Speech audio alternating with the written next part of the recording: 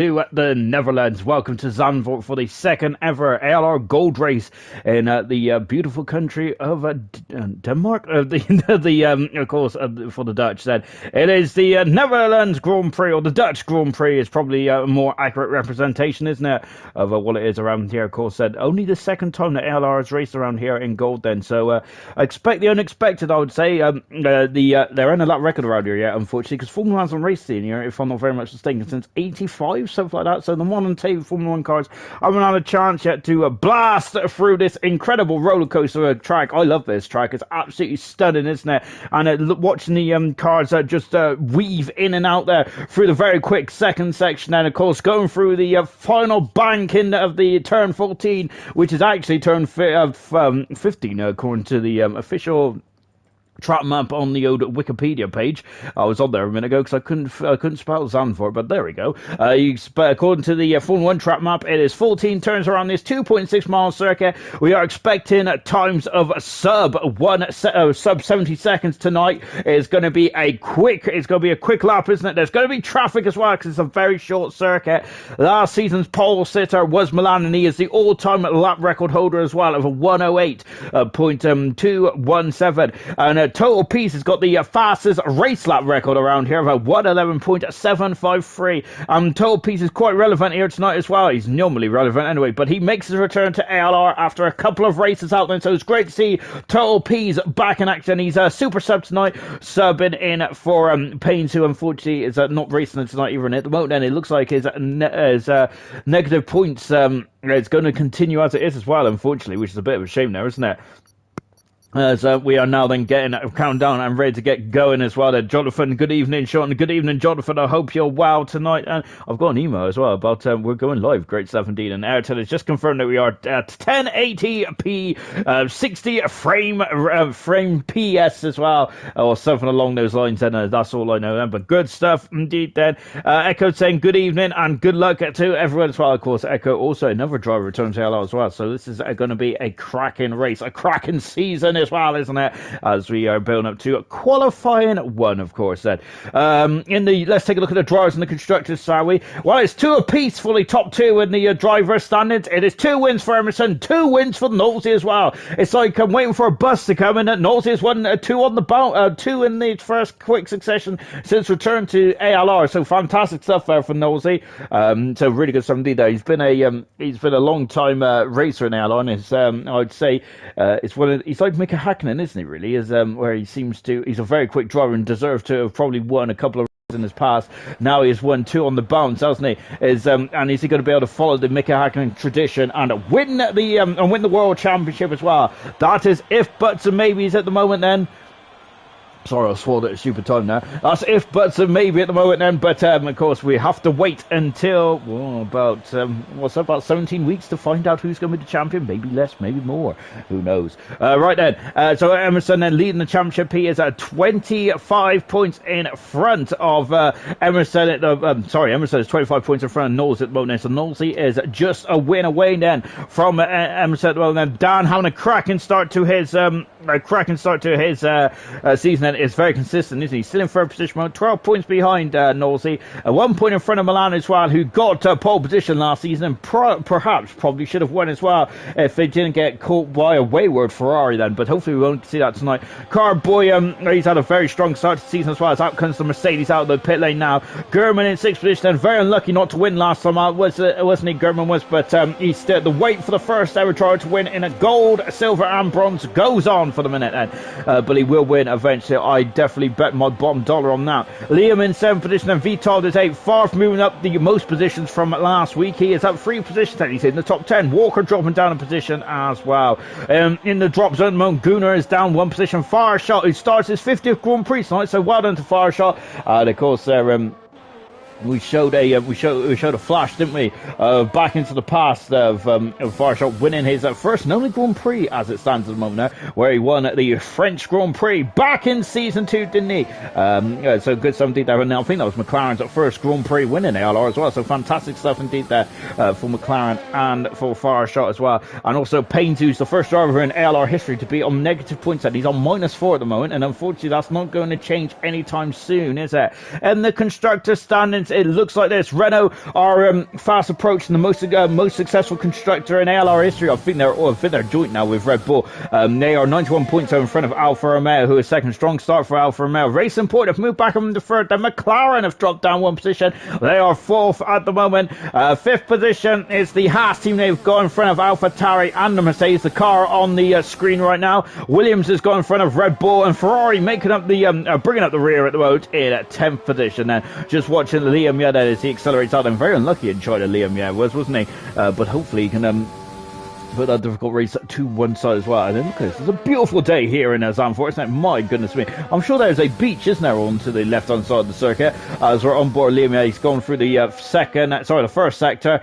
He's done a 30 flat then. Of course, the first sector is quite a crucial part of this race circuit, isn't it? And it's usually the second sector, but the second sector is only about 2-3 corners long, isn't it? So first sector is definitely very much an important part of this circuit. 2 DRS zones around this circuit. I say this is a modern legendary circuit indeed, isn't it, Zandvoort? And it's great to be back here in the Netherlands. Well, of course, I think a lot of it might be down to the popularity of one Max Verstappen as well. Leon coming out of 13 and 14 as well. We had a big smash that last season, didn't we, when Emerson's car really caused some rifts, didn't he? The safety car. I wonder if we're going to get a safety car. It's not. And Liam has done a 9.7 so far. Of course, remember 08 was the pole position at last season, wasn't it? Set by Milan then. Of course, that was the first time I've ever been here in ALR.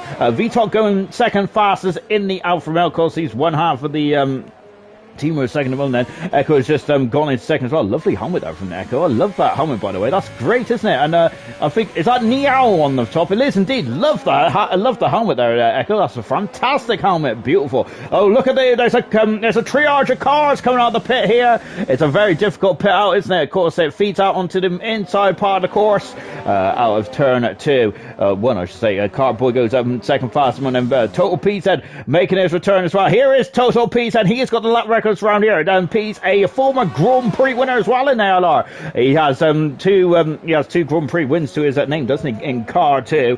German has retired from the session. Of course, as German has got a qualifying ban. Unfortunately, I think he got a qualifying ban for the no footage there, which is a bit of a double whammy there for German, wasn't it? Which is a bit of a shame, isn't it? On board Milan, then, of course, is the man who's only been on pole position, the only man to be on pole position around this circuit as well. Can he get 2 for 2 here tonight as well? Maxi then accelerating out of turn 12. I think it is, and with just a couple more turns to go for the Haas car. And just let me catch up with the comments as well, shall I? I will in a minute, but it's thick and fast at the moment. And out of the final turn, then Maxi comes and he goes second fastest. Good stuff. Then he's got a point last time out, didn't he? Maxi did, and so he's very much on form at the moment. And Milan there is done it. Oh wait, straight from the back there. My goodness me, then, and that is 0.2 of a second shy of his pole position last season. The track hasn't even rubbered in yet. My goodness me, that is throwing the gauntlet down straight from the get-go from Milan.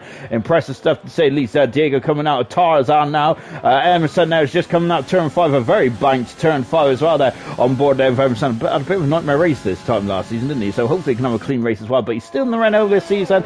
And Jonathan there also hoping to have a hoping to really put behind his very difficult start in this season, hasn't he? Because I think China, we seen the old version of Jonathan Cox, didn't we? Very fast, and goodness me there in that. He looked comfortable leaning from the front as well, but unfortunately he just he made a mistake on the safety car, didn't he? And it did cost him some valuable points. Remember, he was on the soft, slick tyres, whilst everyone else was on the intermediate tyres when the rain was starting to really barrow down there. There's a lot of hard luck stories last time out, wasn't there? Murphy potentially could have won his first race. German could have won his first race. Emerson possibly could have won as well. Jonathan could have won his third race of his career. But in the end, it was Nosey using his experience and knowledge there to take the Grand Prix win in China as well. Of course, that's Nosey's second Grand Prix win of his career as well. So very impressive stuff indeed. Total Pease is having a second bite of cherry, and that's much better. He's having the third now. Then he's joined the party. 4 tenths of a second away from Milan at the moment, who is the benchmark.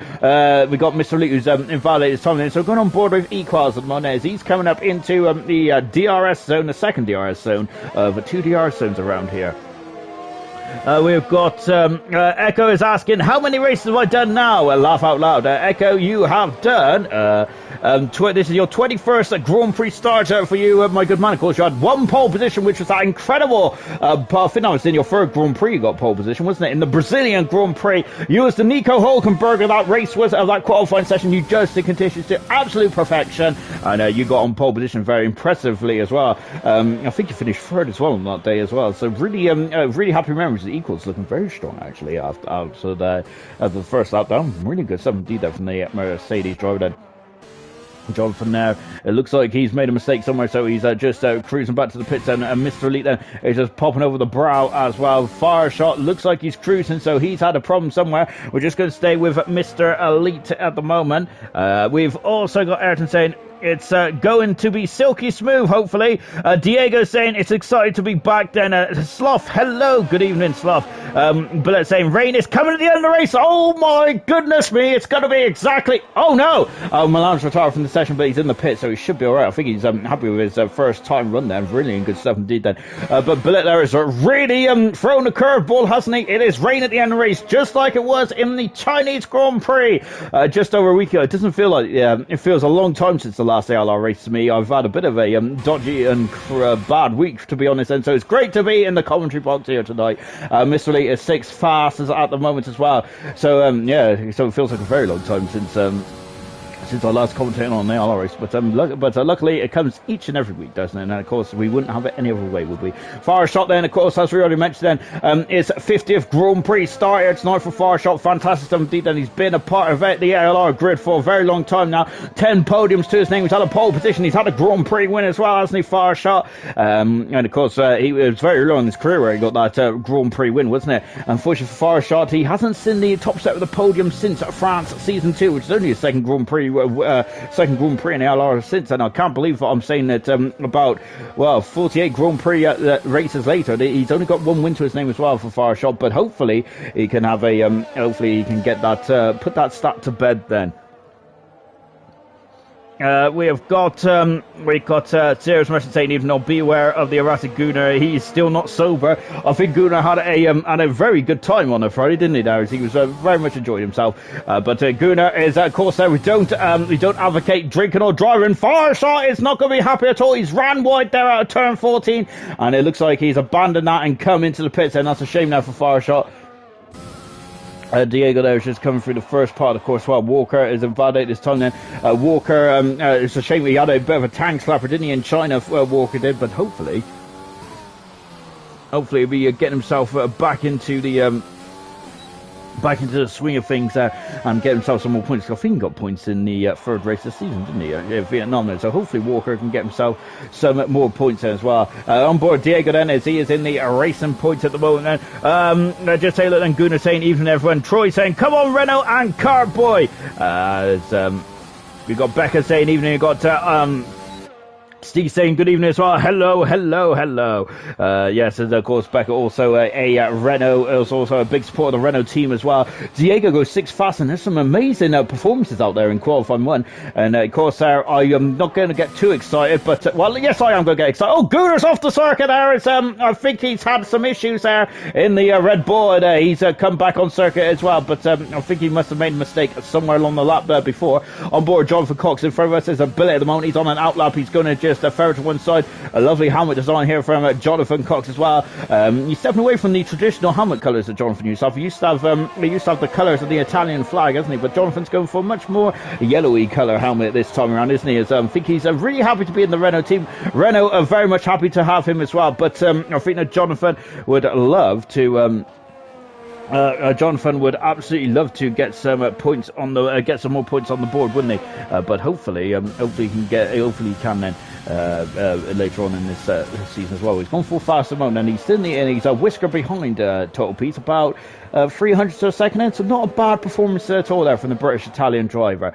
Gunnar there, who had a very adventurous time lap there. We're on board, we're watching Billet in the McLaren then, as he is standing in then for Indian G-Sen, who's not here tonight, is he, Indian G-Sen? So So Billet there back in action again. And I think Billet has raced in every single race this season. He has indeed then. So enjoying himself this season, Billet is. And he's showing a lot of promise as well. I think that he's a completely different driver from last season. He's showing some good performances indeed, Billet is.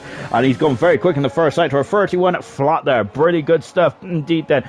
Gurman feel like I've had a good chance of pole as well, as he's very disappointed. Now, of course, unfortunately, he got a qualifying ban for no footage there, but unfortunately, the rules are the rules, aren't they?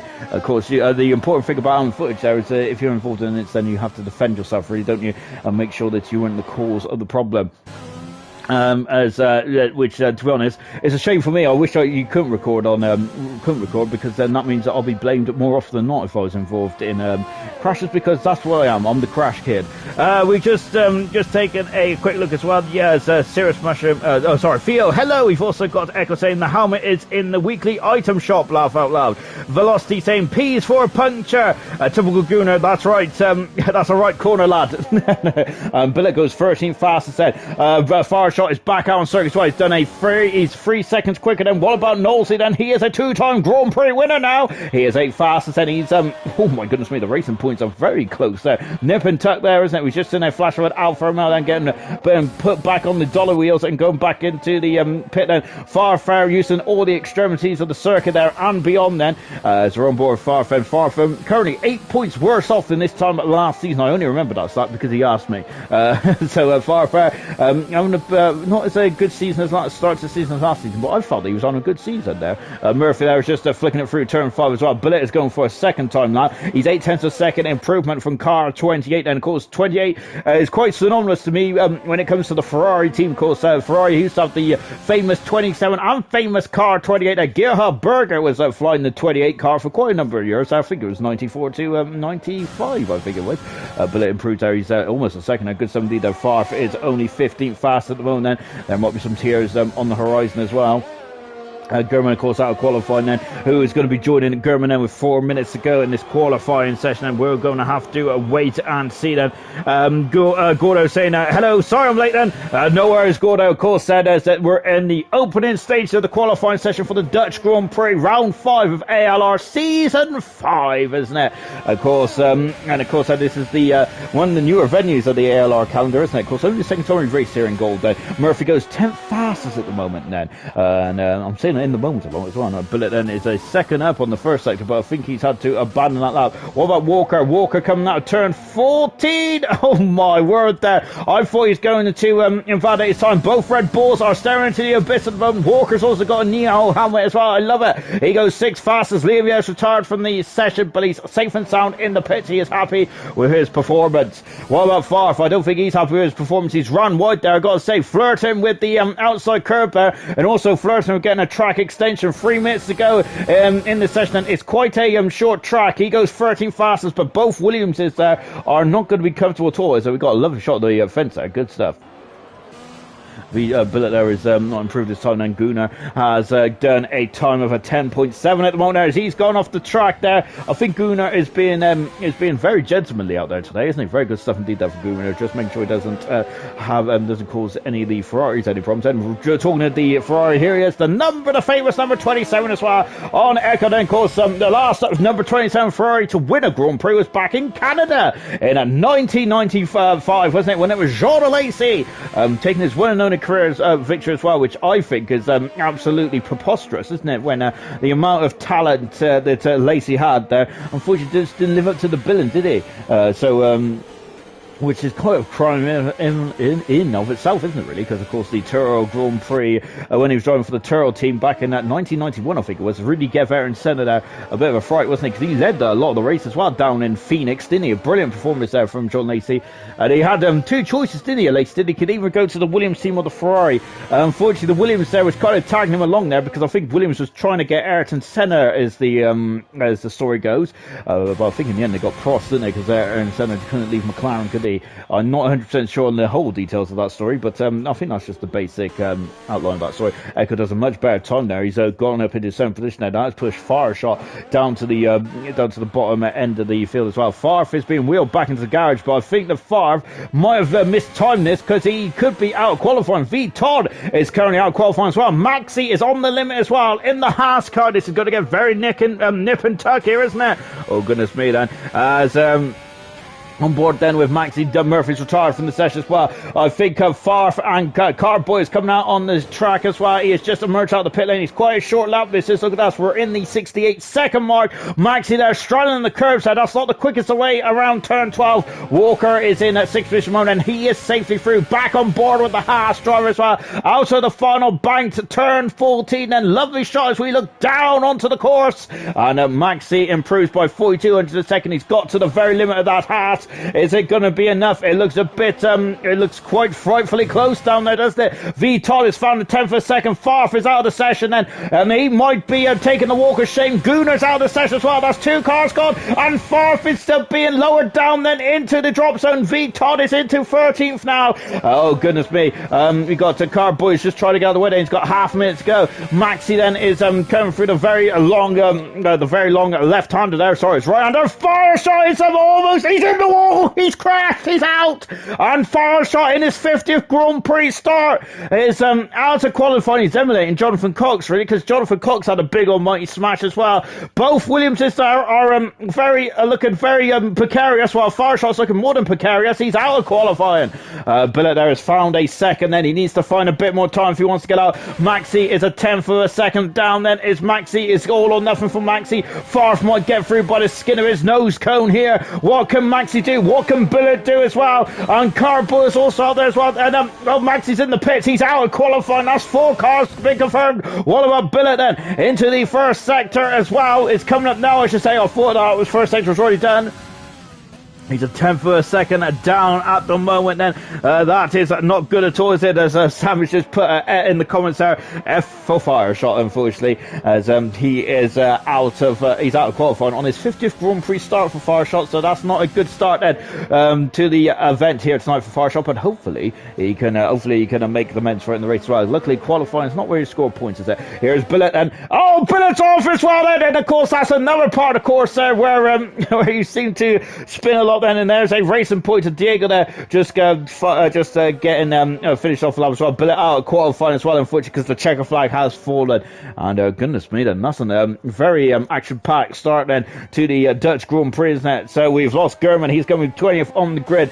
Gunnar is 19th on the grid. Gunnar and Gurman there. That's my worst nightmare because oh goodness me, he's into the Armco barrier. He is out of qualifying already, and unfortunately, he's also given McLaren mechanics a lot of work to do between now and the end of qualifying, unfortunately. So Billet there, of course, he spun the car. The rear tires was on fire, wasn't they? Literally and figuratively, and unfortunately the back end just couldn't take it. He spun into the wall. He's out of qualifying then, unfortunately. So Farfar is going to be proving a huge sigh of relief. He is through into qualifying by less than 100th of a second there. Very much nip and tuck there. I think it was 8,000th of a second he got through there, where Maxi almost snuck through there, but unfortunately almost is not enough in this game, is that? Just to confirm, the bottom 5 drivers is Gurman 19th, 20th. 19th is Gunnar, 18th is Billet. We've just seen him smash into the wall. Fire shot on this 50th Grand Prix start is 17th there. A big old smash there for Fire shot. Maxi out by less than 100th for a second then, as he unfortunately just missed out. But we could have had 2 Williamses out of qualifying now, but Favre just about made it through by the skin of the nose cone. Good stuff indeed then. Gordo saying my tyres aren't 3 million degrees. I actually quite like and quite enjoy Zandvoort. As Serious Mush is saying, well, that's for tomorrow. Serious Mush is also saying that midfield is close, might become a less of a follow me kind of race then, follow leader kind of race then. Yeah, I feel that last season's Grand Prix was actually really good. I really enjoyed last season's Grand Prix. It was action-packed, wasn't it? I am expecting safety cars as well, because even though this is a newer circuit on the F1 calendar, it's the barriers are still quite close together, so it does still have an old school feel about it. There's a lot of drivers on an outlap at the moment now, which is illegal because the red light is only just gone green here. And this round of sprint race, the red light is now turned to green then, and the pit lane is open for business and for qualifying 2. And it's still a lovely day out here in Zandvoort, isn't it? Goodness me, that absolutely splendid stuff indeed. Then it's the Williams mechanics there, just monitoring Favre's car, waiting for him to give the green light before coming out then. But it looks like no one's really interested on getting out on circuit at the moment. Talking of which, then we've got V Todd then, who will be a bit concerned after his qualifying 1 performance. Can he get himself out of qualifying 2? I wonder if there's a bit more in the performance bag there for V Todd to get himself out of qualifying 2 then. But he did look both precariously close, along with Favre and Cartboy as well. I think those are the 3 drivers that are going to be nervously looking over their shoulders, I think, going into qualifying. Going into qualifying 3 then. Jonathan saying, I wonder what the track temp is. Seems like a lack of grip on the track there. It's I got to say, we've had 2 big smashes, haven't we? Fire shot went off here then, just to the exit. This right hand there was a big old smash as well, wasn't it? If you get on the curb on the outside, this goes going to spit you onto the inside there, and you're going to be going to see the accident. We also seen a billet crash out of turn 12 as well. It does look very hot out there though, doesn't it? But it can be, appearances can be very much deceiving, can't they? Because it might be very brisk out there still, but I've got to say the track looks like it's bathed in beautiful sunshine though, isn't it? Absolutely lovely stuff indeed then, as we come down to the end of the second DRS then as well. Vitod locking up the inside right front there. As he is now just getting himself ready to get going as well. So Vitod is going to be the first driver then to set a time in his qualifying 2 session. Only 5 drivers out on circuit as well. He shouldn't trip across anyone just yet, but as I say that, there's a Ferrari just merging out of the pits as well. So Vitod about to start us up as well as he flies down into turn 1. And of course we had 3 abreast going into turn 1, didn't we, last season? I think bronze we had a lot of action, didn't we? And I think it was Favre and a Velocity that was going side by side basically from turn 1 all the way through up into turn 8 or 9. It was absolutely magnificent, wasn't it? Absolutely supreme driving them for the current bronze champion, and Favre as well, of course, a former Grand Prix winner in ALR. Of course, he's won 3 Grand Prix, hasn't he, in the top tier? Good stuff indeed there, Favre. Of course, that was back in season 2. Unfortunately, a bit like Fireshot, he hasn't been on the podium, top of the podium since Bahrain season 2. Then, so can Favre put that nasty stat to bed then by the end of the season? Then hopefully he can. Then, but having said that, he doesn't look too quick at the moment, does he? But I'm not counting my chickens before they hatch, because that's a very silly thing to do, and I seem to do that quite a lot then. Intermediate 2 then, Vitol is the quickest of the time runners so far, but that is because all times have got wiped out, haven't they? Of course, the qualifying 1, 2 and 3 are all independent of each other. Of course, it doesn't matter if you get a very good time in qualifying 1 there. It doesn't matter 1 iota, because this is like a completely new session now, isn't it? And we're aiming to lose another 5 drivers as well. Vitol has just thrown the benchmark down, but that benchmark has quickly been lowered once again there by Liam Ye, who has done a 9.3 as well then for the Mercedes driver. Very good times right from the off the bat as well. Good stuff there. Total P's on the medium tires, and he is coming out of the final turn. P's, let's see what he can do. He's in the 90s, the fastest driver, be it medium or soft tires, and that's a good time there from P's. Very impressive indeed. Milan there. Oh, Milan there is gone. Clouted into the barrier. He went side on there, Milan did, but he's damaged the car. The man who's been on pole position, the only driver to be on pole position here in ALR's previous years, previous seasons, I should say, but unfortunately he's going to have to come in the pits there. That is a major, major problem there for Milan, and that is a bitter, bitter pill to swallow. Echo then is into the final part of the circuit as well. Knowlesy's still on circuit as well, but I think he's just peeling off to one side. So Knowlesy there must have made a mistake, or is he just teasing us with those soft tyres? Perhaps he's just trying to get his eye in, perhaps. The man who was second in the World Championship at the moment there. Milan was second, wasn't he? He had 2 very quick, very good races, didn't he, in China and Vietnam and Bahrain. Unfortunately, China didn't go too well for Milan, and so hopefully he can get himself back into the podium positions, and he would love to get a race win as well. Milan hasn't got a race win yet, but this was one of the races which I feel last season it got away from Milan, and possibly could have and should have won this race, shouldn't he? not taking anything away from Young Lights. Of course, Young Lights did win the Grand Prix, didn't they? It was a great race, and I think it's the first time, from what I can remember, where Cookie got beaten in a straight fight with Young Lights. Well, Young Lights and Cookie had a great battle, and of course, we had a bit of a preview, didn't we? Two races before that, because it was Cookie and Lights having an absolutely ding-dong of a battle in the Vietnam Grand Prix, wasn't it? But yes, I think this time around, Young Lights got his one and only Grand Prix win so far in his ALR career, and that did potentially would have started a championship campaign, but unfortunately he had technical gremlins, didn't he, which took him out of the championship, unfortunately. And as all these ifs, buts, and maybes, it's such a shame and everything, because I think Young Lights would have been a major player in last season's championship as well. But talking of last season's championship, here he is, the man who won the title, Emerson as well. He's been runner-up twice, hasn't he? And he's won the championship as well. He's since coming into ALR, he's been a very consistent runner, hasn't he? He is second fastest runner behind Total PZ, making his return to ALR tonight. Good stuff indeed to see Total PZ, a veteran in the ALR. Well, I don't think he is a veteran, is he really? I think he's only taken part in his 16th Grand Prix here tonight, then Total Pieces. But yeah, of course, he has had 2 wins to his name. Jonathan goes 6th fast as well there in the Renault. He might be a bit disappointed that. I wonder if there's more time to come there for the British-Italian driver Farf in the pits at the moment. I think that Farf is, I know Farf drives for Williams there, but I think that he has to pay for those tyres, doesn't he? Doesn't really like to go out too often in qualifying, does he, Farf? Here's Cardboy on the soft tyres as well. He was quite close to being knocked out of qualifying one. I wonder if that was made his decision to try and go for the soft tyres straight away and not even think about going with the medium tyres. What's the strategy around here, I hear you ask? Of course, we are talking about strategy in qualifying too, because if you get into the top 10, you must start on the tyres which you set your fastest time on.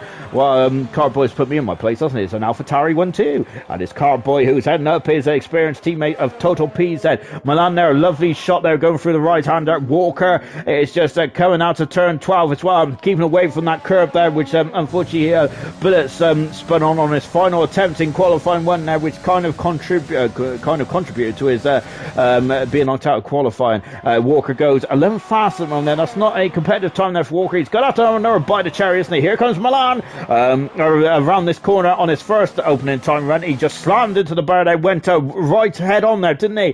For a side on, I should say. Of course, if you, the suspension don't really get damaged in this game, but if it did, of course, that's the best way to hit barriers side on, so you don't damage the suspension. Unfortunately, it hurt Schumacher, didn't it? Milan there once again. My goodness me, then this man is looking quick, isn't he? Quicker than a hiccup here at the moment. Milan is really good 70 there, going for his 4th pole position of his career. Then at the moment, in terms of the qualifying battles this season, it has been Emerson who has had 3 pole positions so far. Walker got pole position last time out in the Chinese Grand Prix. Emerson would love to go for another pole position here tonight as well, but I've got to say, Milan is looking very quick, and so is Pease as well. Walker again a bit unstable there. He was on pole position in China last week, wasn't he? Car 21 in the Red Bull out of turn 14 as well. Walker unfortunately has only finished one Grand Prix in ALR so far in his career, and he would like to get some more points on the board. I'm sure of that. He goes 6th fast. That's feeling a bit more comfortable there from Walker. It's it's Murphy there. I'm going back to the future there, aren't I? Because Milan did drive the Alfa Romeo car, didn't he? A couple of seasons ago. Serious Mushroom is asking the question that I was asking as well. Murphy, lovely new helmet, by the way. And I think it's that the Dutch flag on the helmet there from Murphy. That's a beautiful touch there from Dan there. So he is now going for another bite of the cherry as well. Then, of course, a good stuff indeed there from Murphy. Lovely helmet design indeed then. We have just got then in the comment section there, Serious Mushroom asking, what is the strat around here, anyone? Diego said not to crash. And Jonathan reckons soft hard or medium hard then. So yes, it looks like we're going to see the white stripe hard tires in this race one way or another then, by the sounds of it then. Serious Mushroom saying definitely hard then. Total P's first race back, and he's on top on the medium tires. And as from Gio, we've also got Gordon saying Milan is now top. Emma's got some competition here. It looks like he has indeed there. He looks like he has, doesn't he? Emerson does. I think Emerson's had competition in a lot of the races so far. this season. I think it was only Bahrain, wasn't it? Really, where he looked very like in a league of his own kind of thing, didn't he, Emerson? But Australia, he very much had competition, didn't he? And I think in Vietnam as well. And of course, last week in China, it was all kind of the elements was going against our champion, wasn't he? Murphy coming back into the pits there with 5 minutes to go. This is a short circuit, and there's his teammate just in front of us. While the Alfa Romeo boys are currently second in the Constructors' Championship, and a very Murphy's retired from the session. There's a problem there for the Alfa Romeo driver. He's down in 13th position now, Dan is. And that is not good at all. Maybe it's his strategy, perhaps, but I'm sure that Murphy would like to at least start higher up in the order there. But Murphy is out of qualifying. That's a huge shock then for Dan, and you can see he's back in the pits now. So Alfa Romeo, who is second in the Constructors' Championship, it's not good at all, is it? So that's a big blow for Dan, isn't it? V-Top then is going to, it looks like he could be the only Alfa Romeo then is in the hunt then to get into qualifying too. Wow, that's a complete shocker there from Dan. Equals is currently out on circuit as well. Going to go with Echo now. He's gone on to the medium tyres then for car 27, so that is not good. As Serious Merchant saying, wow, that's shocking. It is shocking, isn't it, that Murphy's out of qualifying then, and it looks like that we're far from Knowlesy not gone out either so far. He could be finished. He could be staring at 15th on the grid then. That is not good for the man who's third in the World Championship, is it? And Alfa Romeo are going to be absolutely devastated with this. Dan being out of qualifying. Huge blow so far. But remember, Murphy is very good in the race, isn't he? So do not give up, Murphy fans there, or the Murphy maniacs out there. Of course, his racecraft is absolutely second to none, is it? So don't worry about that, Murphy maniacs or the Murphy fans there. He would go through the field like a hot knife through butter. I have no doubt about that. Echo is less than a tenth of a second improvement there, but he's very much on the edge of the performance of that Ferrari. So I think that he's going to find a bit more time than that. He might get in front of Jonathan here, but Jonathan's now thrown on the set of soft tyres there, and Jonathan is more interested about the track position than perhaps rather than the strategy, which I think the track position is king, isn't it? More often than not, when you're racing in Formula One there, like some Monaco, for example. But can you overtake around here? I hear your ass there. Serious Mushroom has his doubts. I have his. I have my doubts as well, of course. But these are one of the finest race drivers in the world, aren't they? They are the top of Esports, more or less, more often than not then. Well, they certainly are in my eyes anyway. There's Jonathan there coming out of turn 13 and at 14 as well, onto the banking as well for the Renault driver. Lovely shot as we are looking down there onto the Zandvoort course there as well. Look at that, wandering to the inside there. Jonathan is fastest there, 3 tenths of a second in front of Milan there, but Jonathan there, I think he's just trying to cement his position into the top 10. 5 tenths of a second improvement there for Diego. Diego has gone across the line. He is 9th fastest. That has not put him out of danger, not by any stretch of the imagination. Farf is now ventured out on the circuit. He is the only Williams driver left in the qualifying session. Farf is not messing about either. He's also on the soft tyres. Murphy, Dan saying couldn't say good enough lap on the medium tyres, so I'd rather not do a lap there. Serious Russian still could pick up places down there. It's going to be a crash fest there. Of course, Serious Russian believes the track condition. We've got gravel traps around here. Look at how close the barriers are. Fire shots already hit one barrier in qualifying tonight. We've also seen Billet hit a barrier as well. Lock up there of the inside and the inside tyre there from Diego before coming onto the back straight of turn 10 as well. Even though it's DRS though down here, you've got to be quite confident, don't you, to overtake down this part of the course anyway. Into turn 11 before accelerating away. Yes, I do. I do have a lot of confidence I do have a lot of confidence that Murphy will get through the field then, because he's a very good overtaker, isn't he? And a lot of notifications there, and of course I think we've just seen Chelsea have gone 1-0 up against Sheffield United there as well. Any of you Chelsea fans out there, I'm sure that Knowlesy would be absolutely overjoyed with that. Unfortunately for the Liverpool fans there, I do not want to talk about football or even acknowledge football. So there we go. And of course when March comes, football is not even important to me. Well, football doesn't even spring across my mind, because it's all about the four wheels, and it's all about fast cars, rear wings, front wings, and of course it's all about Lewis Hamilton, Max Verstappen, Charles Leclerc, Sebastian Vettel, and all the other 16 odd drivers then. And of course 20th of March, unfortunately we have to wait an extra week, don't we, with Australia being cancelled, which is a big blow really, because I do like the Australian Grand Prix. It just feels right to be the first race of the season, doesn't it, in Melbourne. But of course I think that there's going to be no Of course, no risk being taken, and of course, with all the local world pandemic going on. Here's Farf at the moment, so he's going to do one and done then. Well, he might be able to get a second lap in here, as it looks like he's fueled up the car for at least 2 time runs. He's gone wide there, Farf has, but luckily he hasn't been deemed to be gaining an advantage. Farf comes across the line, and Farf is through into qualifying 3 as it stands at the moment then. Is that going to be enough? But Mr. Lee is 3 seconds up, then Echo is on the soft tire as well. Nosey is starting his lap as well. We have lost Murphy already in this session, and of course that is a huge that's a huge story in this qualifying 2 session, isn't it? Liam is not improving, so he is coming into the pits, and Walker is out on the circuit as well. What is Farf doing? He is limping home. That's it for Farf. He is done then, isn't he? What about, so we've got to keep an eye on the Ferraris. It's a Mr. Elite, and the first Ferrari to come through. Diego and V. Todd have retired from the session as well. They are perilously looking now at the monitors to see if they're going to be in qualifying or not. So all those drivers in there out qualifying are going to be glued to the monitor, aren't they, to see if they can get themselves into qualifying 3. Here comes Mr. Lee out of the final turn then, and look at this, that is the goes to the inside then, and he is full fast as in the Ferrari. Good stuff indeed. What about Nosey then? Nosey coming out the final turn as well. Is he enough? It's 9 fast for Nosey. Farf is very much on the outside looking in, and Mr. Lee is in full position. I think Echo's moved up 60. He has indeed then. Farfair is done. What about Equals? He's 3 times a second up. Nosey could be out qualified as well. There's 2 major scalps of the championship. He indeed is, and Equals is through into qualifying 3 as well. Walker is still on the lap at the moment. I don't think he realises that Farf is out of qualifying then, because he is out of qualifying. Nosey is out of qualifying as well. So Murphy, who's third in the championship, Nosey, who is second in the world championship, both out of qualifying. Huge shocks here. The scenes are electric here in Vietnam in Zandvoort. And into the pits comes Walker as well. So he abandons his lap then, and he is out of he's through to qualifying 3 now by the skin of the nose cone then. My word then, as just taking a look at the comments as well then, as I start to stretch my old leg there. I've knocked my headset off as well. Hang on a minute.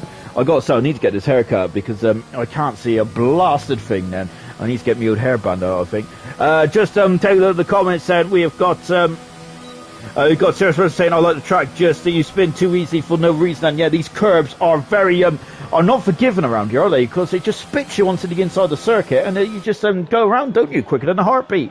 We've got Becca saying, I like the track because no one can really overtake that. Of course, remember, Becca possibly could have got a first podium here in the bronze championship last season there, but unfortunately she had a technical gremlin, didn't she, where her interweb decided to not play ball. Maybe she just didn't feed the hamsters or something. Unfortunately, whatever the case may be, of course, Becky dropped out of the Grand Prix, and unfortunately that kind of robbed her of a podium there, didn't it? Alright, and who's out of qualifying then? It is Murphy, 14th, and 15th. 14th is Diego, 13th is Farf, 12th is V. Todd, and 11th is Nosey. 2 Alfa Romeos, 2 racing points, and both Williamses are all out qualifying as we get into qualifying 3 in just a jiffy then. We have got, Search Russia saying it is risky for sure. We're just taking a look at some of the comments as well. And Tango saying, wow, 1,000 a second, that 2 knows they're very much bad luck there. It's very, look at that then. I didn't even notice that. That's a very good spot there from Tango. Yes, 1,000 a second, and Nosey could have got through there very close indeed between himself and Walker. As unfortunately, yes, I have been reminded of Liverpool's disappointing old match it was, but of course let's less said about that the better. I'm a little hurt there, I really am indeed, but luckily ALR's on tonight, because if it wasn't, I would probably be drowning my sorrows in the old Pepsi. Anyway, as we're now into a qualifying 3 then, who is going to be on pole position then for the Dutch Grand Prix? Of course, who is it? Milan, of course. Milan there, who's been on pole position for the first race here in the Dutch Grand Prix. This season then, it is Emerson, who has currently been on pole position 3 of the 4 times, and of course Walker is on pole position in the Chinese Grand Prix as well. Something's got to give in this race, this qualifying session. Who is going to be on pole position then for the Dutch Grand Prix? And it looks like, by the sounds of the comments there from the spectators who are watching the broadcast, and also from the drivers as well, that is qualifying is quite an important part of this event here tonight there. And remember, talking of which, tomorrow night it is silver as well. And of course, it's Troy with 2 Grand Prix wins, and it's also Gamer with 2 Grand Prix wins as well. They're mirroring their gold at the moment. It's a fantastic start for both gold and silver championships, isn't it? Really intense stuff.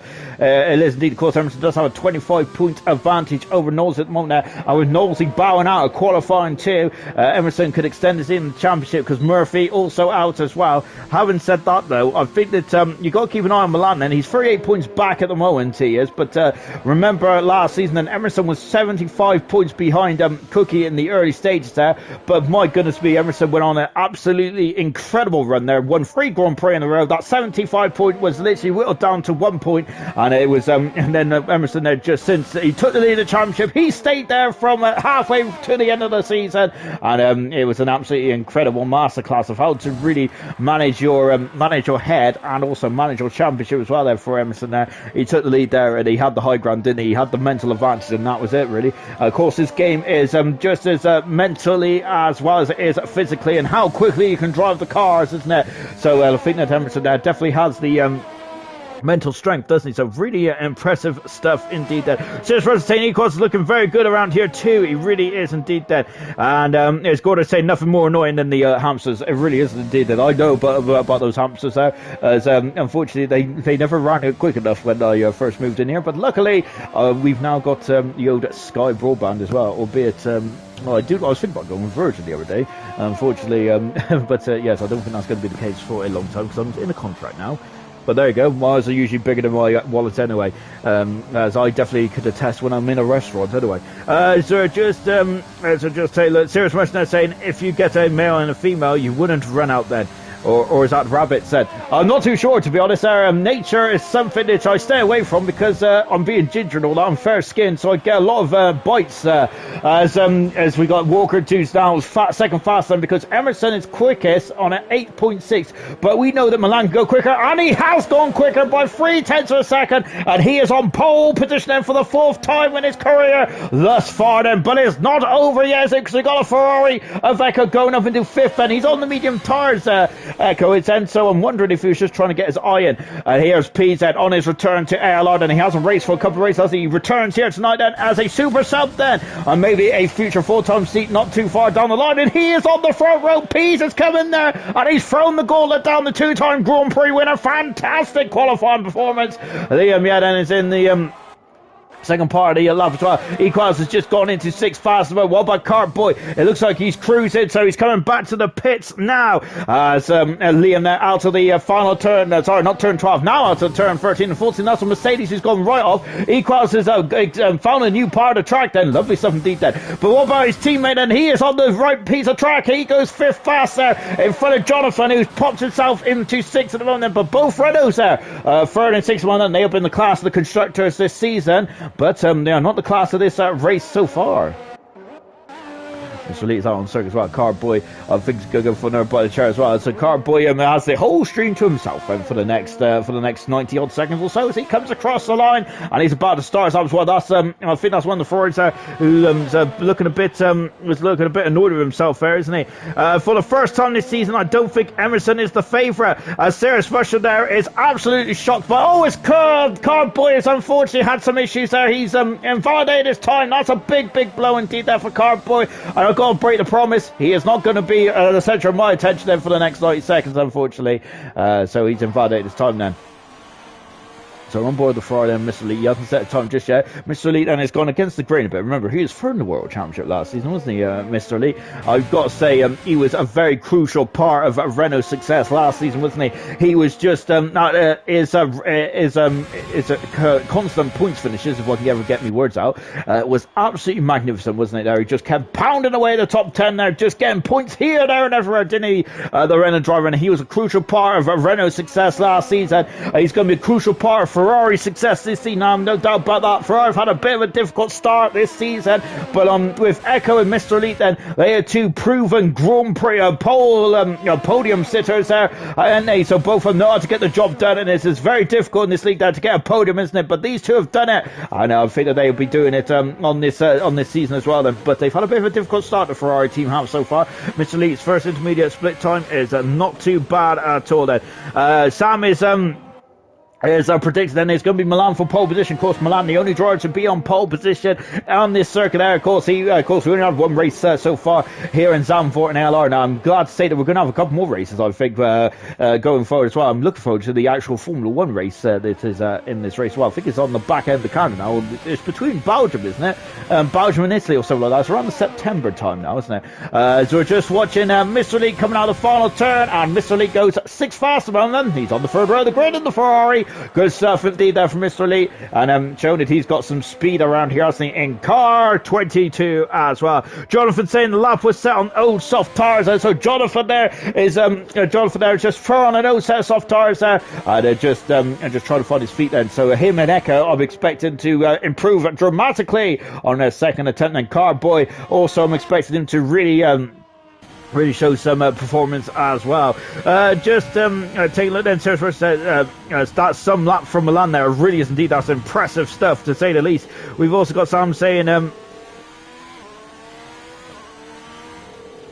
Sam was saying that, of course, Milan there, who's had a difficult week, hasn't he? But, of course, it's great to see him back in action now, isn't he? Milan is, on goodness me, they're really flying, isn't he? Here tonight. Absolutely great stuff indeed there. Serious was saying, didn't know that, Sam. Well, what a return, eh? We've also got Dicker saying, wow, indeed, as well. Yes, it was a cracking lap, wasn't it? Equals is out on circuit as well. Serious Mushroom has already said that this man has been a very strong start, hasn't it, to his event here tonight.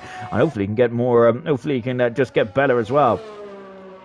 So he calls currently on up at the moment. 4 minutes to go in this session, and of course because this is quite a quick track, you can leave it till very last minute to come out as well. Of course, why do the drivers want to leave it till the last minute? Well, it's the track then just rubbers in, it gets quicker and quicker, doesn't it? And that's exactly what the drivers want then. More Pirelli rubber is laid onto the track, which means Pirelli rubber likes Pirelli rubber, so you get more grip, don't you? I wonder if Equals has actually got going to go for 2 runs here then. This is more than feasible, isn't it, with 4 minutes to go then. He might be able to get 2 time laps in, and of course there was the advantage of that, and of course you do have a disadvantage of you have a heavier car, but it's also about confidence as well, because Equals might feel that his second time will be better because he could take more liberties with the circuit. Out of the final turn as well, and over the grid Hatchins, we're about to start us up as well. We've just seen a Red Bull there just appearing out of the pit lane. I think that was Walker. That's an Alpha Tauri P's, I think it is, who is just coming out of the pit lane as well. It's Carboy. Equals are going into turn 5, the bank in turn 5. I'm expecting a lot of good overtakes on side-by-side action, especially going through this part of the course as well,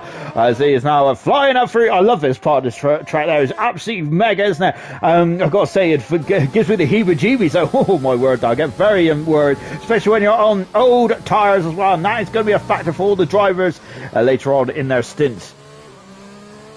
And just as we're just now on board then, Equals, Serious Russian saying that John only needs 1.1 seconds, but I feel that Jonathan will have a lot more time in the bag as well. So I'm expecting Jonathan to probably get easily get into the 8s then, and I reckon he might get into the low 8s as well, perhaps. At the moment, the only man in the low 8 set is Milan at the moment. He's about less than 0.2 of a second in front of Pease at the moment. Good stuff indeed there from Milan. He's probably going to be loving life, isn't he, Milan? Great stuff out of the follow turn as well. And Equals, and let's see what his lap has done. And he's out first. He goes 5th fastest in front of his teammate, but it's an all Mercedes row 3 at the moment. Good stuff. He is out of fuel though, so I think that Equals might be one and done here with 2.5 minutes to go in this qualifying session, as he is now coming in the pit. He's now finished this up. Oh goodness me, Carboy locking up the inside right front tyre on that Alfa Romeo. No, Alpha Tauri. I'll get there eventually. There's too many Alphas in the on the grid, and also in terms of teams as well. Car out of turn at 5 as well, and on board there as well. Look at this, and it's incredible, isn't it, this circuit is. And look at this as they just fly through into turn 8 as well.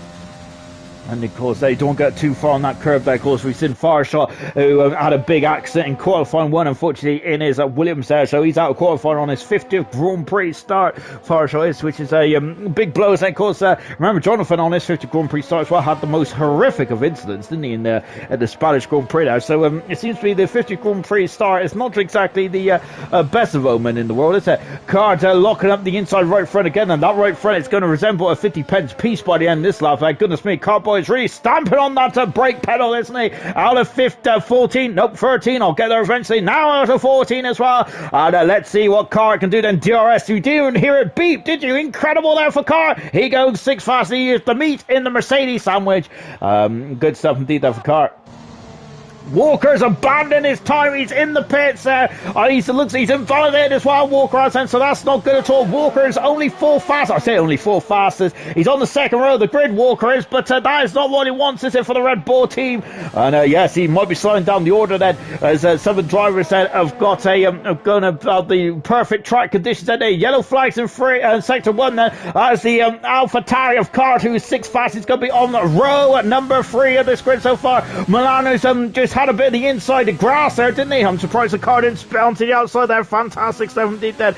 Equals saying thanks, these are some crazy laps and it's very good laps indeed then from Equals. I'm feeling that's a very good time indeed there. Equals is currently 5th fastest. Can he stay there? Milan there in sector 2 is 6,500 of a second down. Walker's done it. That's his day done. We have also and that's also Equals' day is done as well in qualifying there. I think Milan there is on a bit of a scrappy lap here, isn't he? He's only 6,500 second down there. I say only then. It's so close, isn't it? But Milan coming up to the line, and he improves there by less than 10th a second. I say he's had a scruffy lap. Oh, he's put me in my place, hasn't he?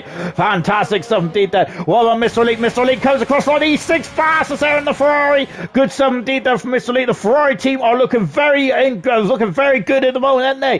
What about Echo as well? Echo, of course, there did his first time on medium tyres. Liam goes back into 5th fastest now, so he's back in front of his teammate. Good time indeed then. What about Echo? He is now on the forefront of the grid. It looks like it's 2x2x2 at the moment now. It's a bit like a Noah's Ark grid then between row 3 and 4. Mercedes and Ferrari. Row 3 and 4. Jonathan, 7/10 a second improvement. He goes 4th fastest. Jonathan, this a brilliant time there. He's gone in front of his teammate. Emerson is on the front row of the grid then, but it's not enough. It's not enough to get pole position then. At this stage of proceeds, and Pease is cruising back to the pit lane then, so Pease not a problem. And Milan then is on pole position as well, but Cardboy has got one more run in him. He's a 10th a second improvement. Can he get onto maybe row 4? Or will he get in front? When the first is invalidated car has, that is it. Milan is on pole position then for the Dutch Grand Prix, his 4th pole position of his career as well. That's McLaren's 1st pole position of the season as well. Mega qualifying. I love that qualifying session there. Never fails to disappoint, does it, here in the Dutch Grand Prix. Magnificent performances indeed there from everyone up and down the field then. Really impressive stuff indeed then.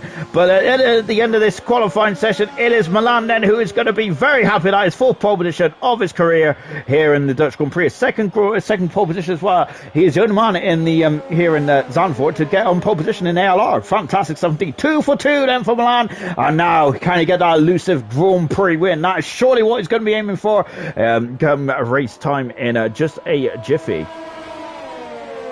Serge Mushroom is very impressed with that there. What a lap there from John. Very nice indeed. Jonathan's happy he'll take P4.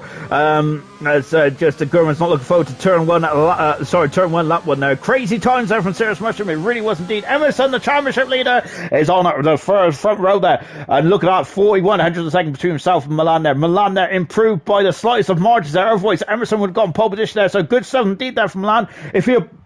If he abandoned that lap, he would not have been on pole. Pease on his return then is 3rd in the AlphaTauri. Jonathan 4th, great final time there. Walker 5th position there. Liam in 6th, and Equals a good performance in 7th. Echo is 8th. Mr. Elite in 9th, and Cardboy his finishes in 10th position in the end there. Fucci, he invalidated his final time there. Otherwise, he could have been in 9th position in the AlphaTauri as well. But 2 AlphaTauris in the top 10, 2 Mercedes, 2 Ferraris, 2 Renaults, 2, and also I think it was 1 McLaren and 1. In the other, I think it's a 1 Red Bull, isn't it? Oh no, he crosses up for session and he needs to get back in pronto if he wants to take to the grid. Then that's not good at all for Equals, is it? Hopefully he can get back in the not too distant future as well. Farf would be as cool as you like there. I don't think Farf gets flustered by anything, so hopefully you can invite him back in a minute then.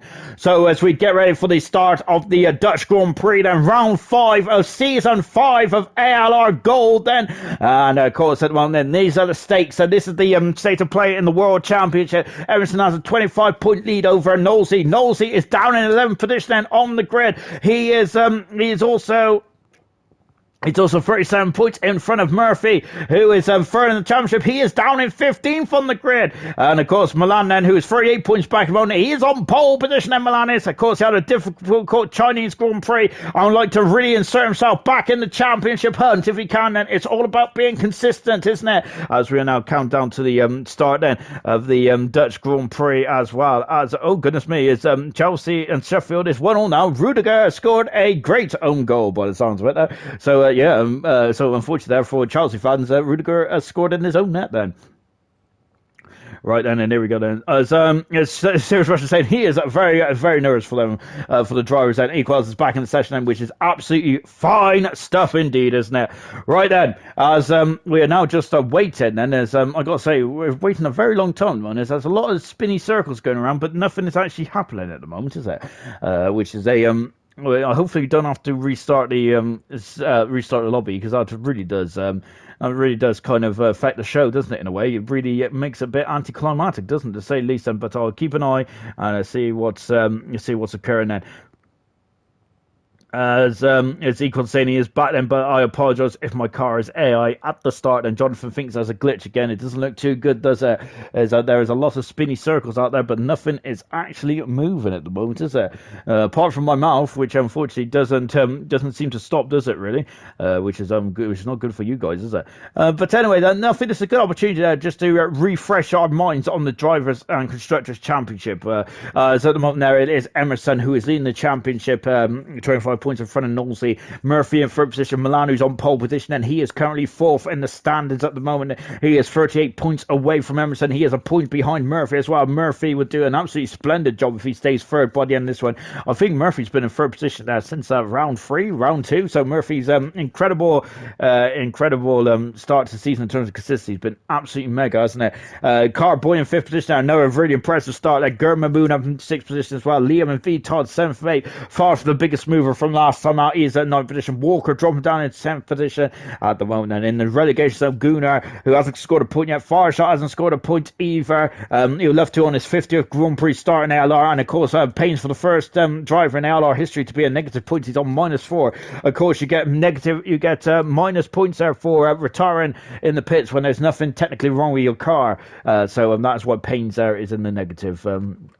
Unfortunately, in the constructors, then Renault is still leading at the moment, and they have just 28 points in front of Alfa Romeo, who is second. Racing Points are in third position. Then we got fourth. Then is the McLaren. As oh goodness me, then is as with migration host as well. I'm just waiting to see if I've got a notification on. Then let's take a look. Then I've got a party invite. That's good stuff, but that's about it, really. Yeah, good. Anyway, so it's about us. We are just taking a quick look as well. So I'm getting all kinds of notifications now. Great stuff indeed. Then Liam is asking, "Are we leaving? Is there a restart?" I haven't heard anything yet. I assume we're leaving because everyone else is leaving as well. So I'm assuming we are leaving then.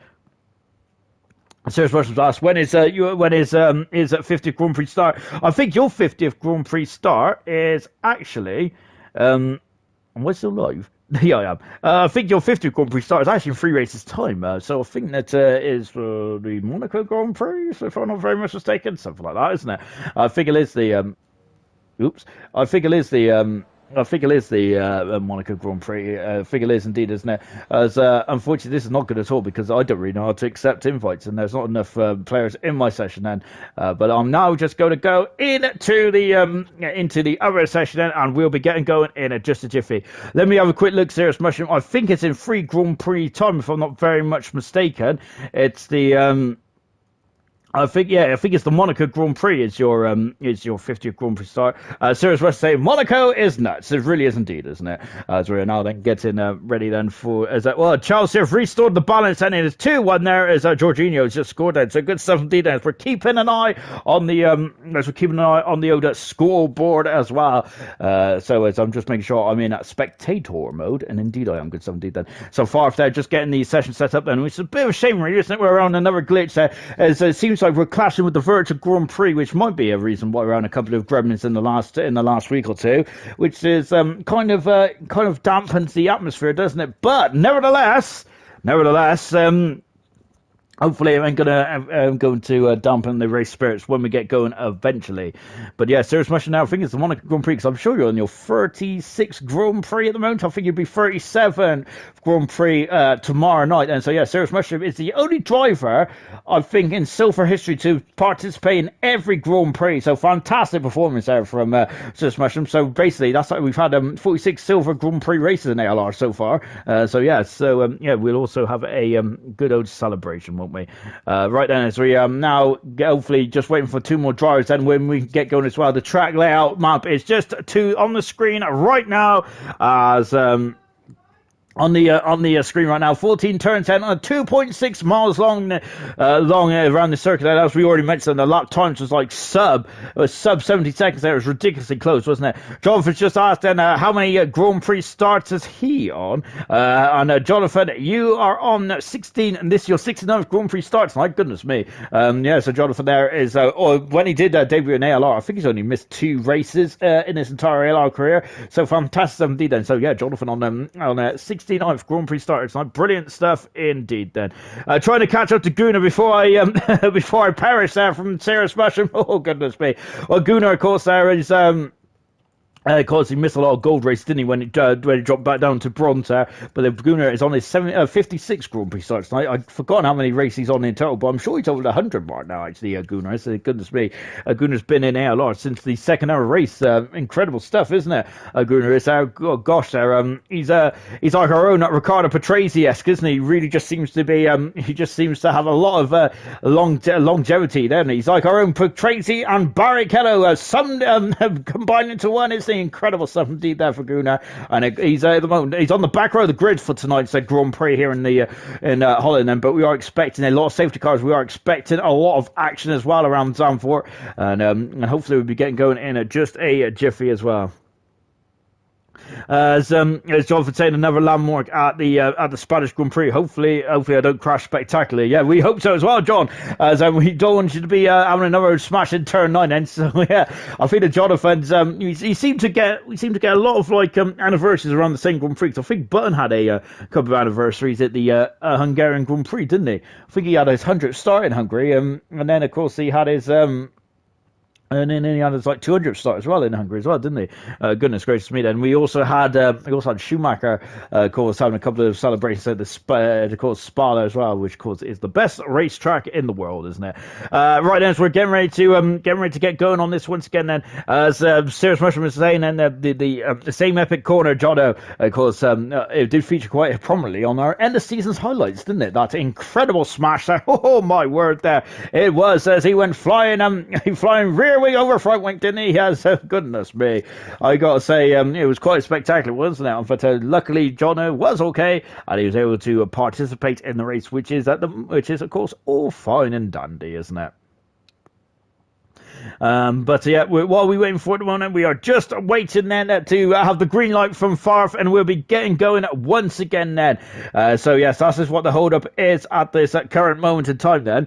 We won't be too long, I don't think, before we get going once again. And remember that the grid is like this, and it's on pole position and from Milan, taking his 4th Grand Prix LR podium pole position of his career. Emerson is alongside him on row 1. That's a very juicy row 1 as well, and that is Emerson's closest championship rival, albeit he's 38 points back, where his 2 closest championship protagonists are knocked out of qualifying 2. Knowlesy down in 11th position there, Murphy down in 15th position there. Murphy wasn't even remotely interested in starting on the soft tires, was he? He just wanted to go on the medium there, and that was it really, done and dusty. He sacrificed a lot of track positions, hasn't he? And I'm wondering if Knowlesy has done the same as well, but luckily for Knowlesy, he's in the best spot if you want to change those tires there, and that is 11th position there as well. So but he's still in the midfield there. That's the carbon fibre zone as well, and I think we are expecting this a very tight turn 1 down in Tarzan, isn't it? So I think Gilles Villeneuve had a smart. Of course, one of the most famous races here was about Gilles Villeneuve, where he was driving on 3 wheels, wasn't he, trying to get that Ferrari back to the pits there, and then he was doing a wheelie down the back straight, wasn't he? A fantastic race that was. Of course, some of your favourite race moments is Gilles Villeneuve, isn't it? Incredible driver Gilles Villeneuve was, and I think he's probably one of the best drivers not to win And not to win a Grand Prix, wasn't he, Gilles Villeneuve? Sorry, not to win a World Championship as well. Villeneuve was absolutely magnificent, wasn't he? Echo saying, how many races have I got done, bud? I'm not sure if you answered earlier. Oh, apologies, Echo. I'm an appalling, I'm an appalling host, aren't I? Let me just take a quick look then. So Echo has done. He's done 20. This will be your 21st Grand Prix start here tonight, Echo. And at the moment, then, your total points tally is actually 100 points then, so that's very nice. Of course, that really helps my OCD out. Absolutely fantastic stuff indeed then. As Sirius Rush reckons Farf is going to be activating the hover mode again. Yeah, I've got to say, Farf's car is a state the other night. Goodness me. Farf's car is usually a state when because he seems to end up in the barrier more often than not. But hopefully that doesn't happen tonight, Farf. He is in the midfield pack, right in that carbon fibre zone as well, isn't he, Farf is said. So he's going to be holding on to the seat, isn't he? Going in to turn 1 as well. Of course, the tires on turn. I think Farf is the most experienced driver in ALR Gold. No, he isn't. It's Dan Murphy on at 77 race starts tonight as well. Farf on 72 tonight. As Sirius Mush was saying that Gio Villeneuve was a nice guy. Shame his son wasn't. And so I think that Jacques Villeneuve has a really bad kind of really reputation kind of thing, doesn't he? Jacques Villeneuve does. I think it's because of a lot of his works in the media, isn't it? He's got very strong opinions of his fellow countryman Lance Stroll as well, hasn't he? Jacques Villeneuve has. Of course, he was the '97 world champion. In his debut, he was fantastic, wasn't he? Jacques Villeneuve was, and the sparkle just seemed to be lost. Where he just made some really rash career choices. He decided to go to BAR rather than sign for McLaren, because I think McLaren asked him to drive for their team in '99. Goodness me, that would have been a great team, Jacques Villeneuve and Mika Hakkinen there when Villeneuve was in his heyday. The question is, would have Villeneuve outperformed Hakkinen? I think that Hakkinen was a special talent, wasn't he? Really, Mika was. Of course, he's a double world champion for the McLaren team, wasn't he, in '98 and '99 as well. Echo saying, I'm not appalling, and yay, my 21st said. Gordon saying, I don't know how many I've done, probably something like 16, nothing compared to some of these stats said. In fact, if I'm correct, I have done 18 in silver. But I'll have a look tomorrow, Gordo. I'll give it a shout out tomorrow. Then I'll go do one spreadsheet at a time, otherwise my laptop will die. Actually, whilst that's loading, then let me see if I can actually find the silver spreadsheet. And I used to have them all on one super spreadsheet, but the problem was I used to get completely confused and start reading out all kinds of rubbish and things like that. Let me just take a look at Gordo. Gordo is actually on. You're on your 20th start, Gordo. So you've done 19 so far. So it'll be your 20th start tomorrow. So good stuff indeed there from Gordo. Of course, Gordo has been a he's one of those. Gordo is one of those really good examples there that since joining ALR, I think he's a driver that's really elevated, hasn't he? In terms of his performance, has been very good stuff indeed there from Gordo. Of course, another driver who really elevated himself in terms of performance. So it's definitely Ayrton and of course Sam as well. So two good drivers as well. So I think that's a really nice thing that's a really nice thing, isn't it, to see drivers that really homing their craft, isn't it? Right, as we are now finally got some track action as well. Thank you all for bearing with us there. And apologies if you've had to listen to my waffle for the past 20 minutes or so, but we're on the formation lap. There are the tyre choices. 36 laps around at Zandvoort as well. I've got to turn my Fitbit around their way because the green light is really flashing at me and it keeps scaring me. But let's go for the grid shower from front to back, from pole position to 20th on the grid as well. And Tango's ask, who do you reckon hasn't loaded up the setup then? I'm usually one of those drivers, but luckily there's no setup I've got to worry about until I'm in spectator mode. On pole position then is Milan, and his fourth pole position of his career at a 2 for 2 here in Zandvoort. He loves this place. Can he get his first Grand Prix win in car 50 tonight then? Emerson there's had 2 Grand Prix wins this season. Can he get his first Grand Prix win here tonight then? Of course, so he's going to have an almighty battle with himself in Pease, I think. Talking of Pease, he is on a road too. He is making his return tonight. His 17th Grand Prix starts tonight. Pease is. He is on the medium tire. The front three are on medium tires. Goodness me, we're early in the end of the lap. Jonathan, the furthest driver on soft, the furthest highest up driver, I should say, on soft tires. 4th. Walker in 5th, but he's surrounded by soft runners, which is Liam 6th, Equal 7th. Both Ferraris are 8th and 9th, and Echo 8th, Mr. Lead 9th, and Carboy in 10th position. Excuse me for blowing in your ear there. Outside the top 10s, any drivers that will have new set tires. Having said that, all these drivers then will have new tires because, of course, we haven't done qualifying technically now. Nosy on those hard tyres, and he's going for a long stint. VTOD medium tyres. 13th is Farf, hard tyres. Diego, hard tyres. Murphy, hard tyres. Maxi on the medium tyres. I've just completely strangled myself. 17th is Farshot, hard tyres in his 50th Grand Prix start. Ballet in 18th position, medium tyres. Gunnar, 19th position there. And a German in 20th position there. They're a qualifying ban as well. 20 cars at 36 laps around Danford, and they are lining up. And we are getting ready to get going in just a jiffy as well. Hold your breath. This is going to be fantastic as well. Look at the heat haze here in Danford. We are expecting rain as well later on in this session. No, we're just waiting for those lights then to come on. Then when are they going to illuminate? We're on board with the pole sitter Milan. Then he's got 4 pole positions. He's never won a Grand Prix in his career, and we are just waiting for those lights to come on. Then where are the lights? There they are. They're illuminating. Then we have 5 lights, and we're going to be released, and we are going Danford. And it's all lights out, and away we go then. Glove wheel spin there, and Farf has got up to the lead there. But Milan, I think, is still leading, because I think Peace has got past Emerson. He's up into second position there, and he has gone on the outside of Tarzan. And Peace is up into second. Fantastic start there for the former Grand Prix winner. And we've got Walker, who's battling with John Cox, and Cox is on the inside there, going into turn 5. That's a Ferrari on the outside as well. Cox is back up in the 7th position as well. We've got Liam, who's gone in front of his teammate as well. So they're flying through the first. Oh my goodness me, that's Jonathan there on the outside. It is indeed then. Oh my goodness gracious me then. But Jonathan there is still in 5th position. Well then, we're just having a look on the inside there. We've got Echo in 8th position there. Carboy's having a look on the inside. That door's going to close, I think. Then Maxi's had a fantastic start. He's up to 11th position there. Brilliant 17 there. A Ferrari on the inside. Then Car has gone wide there. So Mr. Lee is going on the inside. Maxi is having a look as well. Nosey is down 3 positions. And Murphy has dropped down in 18th position as well. So we come into turn. Oh my word. And so just take a look then, is Walker is dropping down the order. Walker's had some issues. We've got yellow flags and yellow flags. Jonathan is also limping as well. Jonathan is limping. Is he got damage then? Walker's dropping down the order as well. Liam, yeah, has already got his car pulled itself up into 4th position as well. That one completed. The gap is 3 tenths a second. Oh my goodness me, we haven't even got DRS there as we're going down into turn 1. Jonathan on the outside there. Walker also, I'm not sure what's happening there. Did Jonathan and Walker cut the blows? Whatever the case may be, then they have both dropped down the order. Jonathan's got a whole wing intact, and so is Walker as well. Yellow flag at the back then. Maxi is facing the wrong way. Pit lane is into the pits. Comes Gunnar as well. So goodness me, we got Renault in the pits, and I think as we got a safety car. It's a safety car. And oh goodness me then. So it's a safety car. It's Maxi damaged the whole of the wing section there. He's going to have to come into the pits pronto. Oh dear. And we got Billet then, who's Billet in 19th position, and Gunnar coming out in 20th position as well. So we've got a safety car in the early stages of this Grand Prix. Then I don't think this is going to be this is too early, I think, for anyone to roll the dice on a strategy. But what a start then, incredible start indeed then.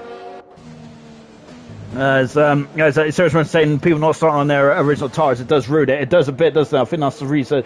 It's such a shame, isn't it? Of course, it really just it really helps the front runners, not so much the midfield runners, isn't it? As of course, we do mean their qualifying set there. As Jonathan has just confirmed that he is starting on the tires there.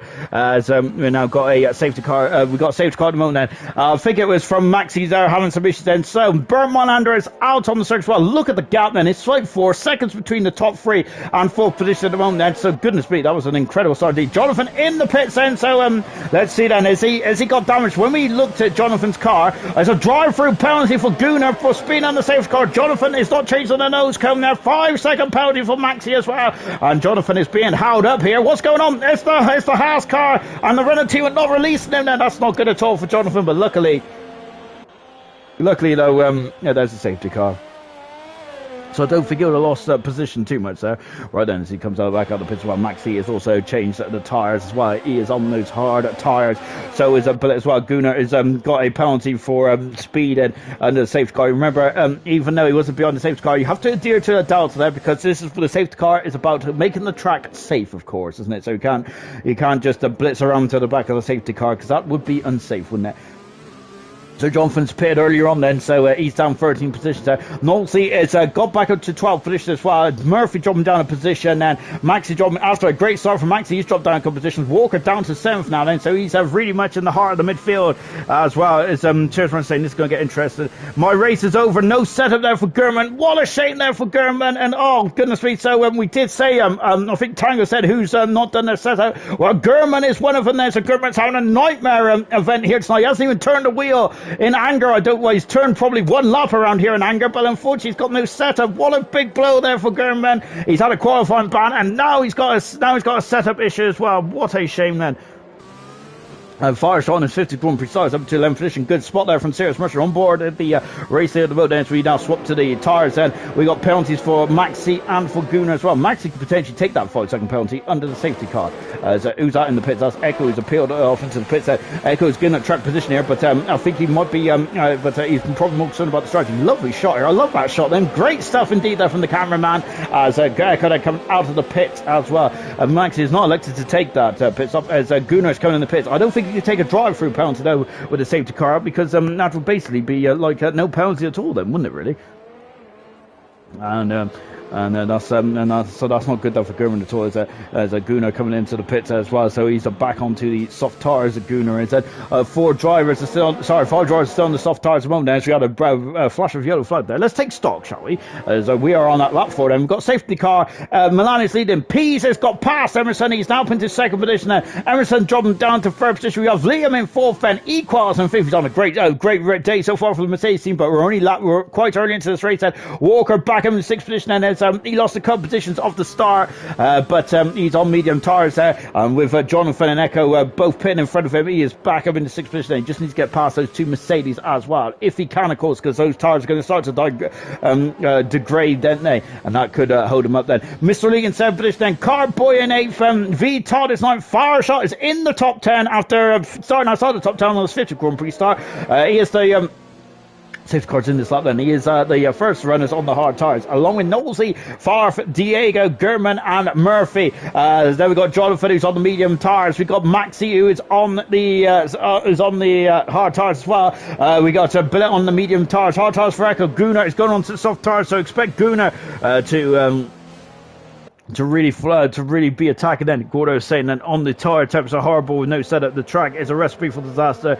So a good result is still possible there. I think the Gordo there just giving Gurman a bit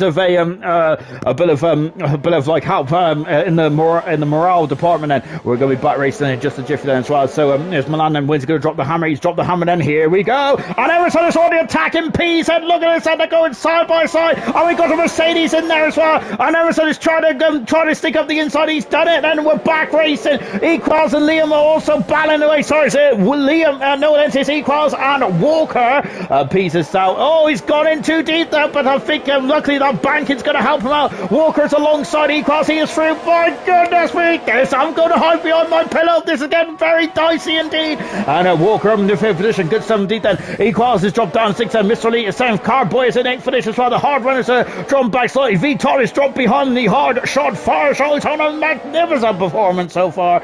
Amazing stuff indeed then.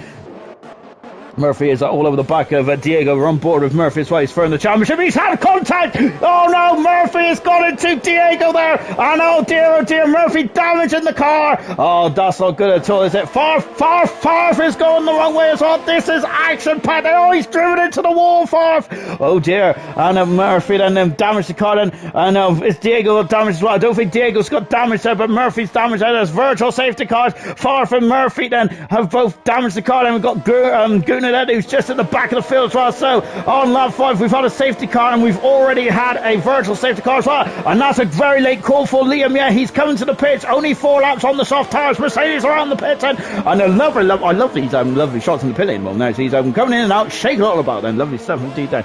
Oh my goodness. Oh my goodness me then.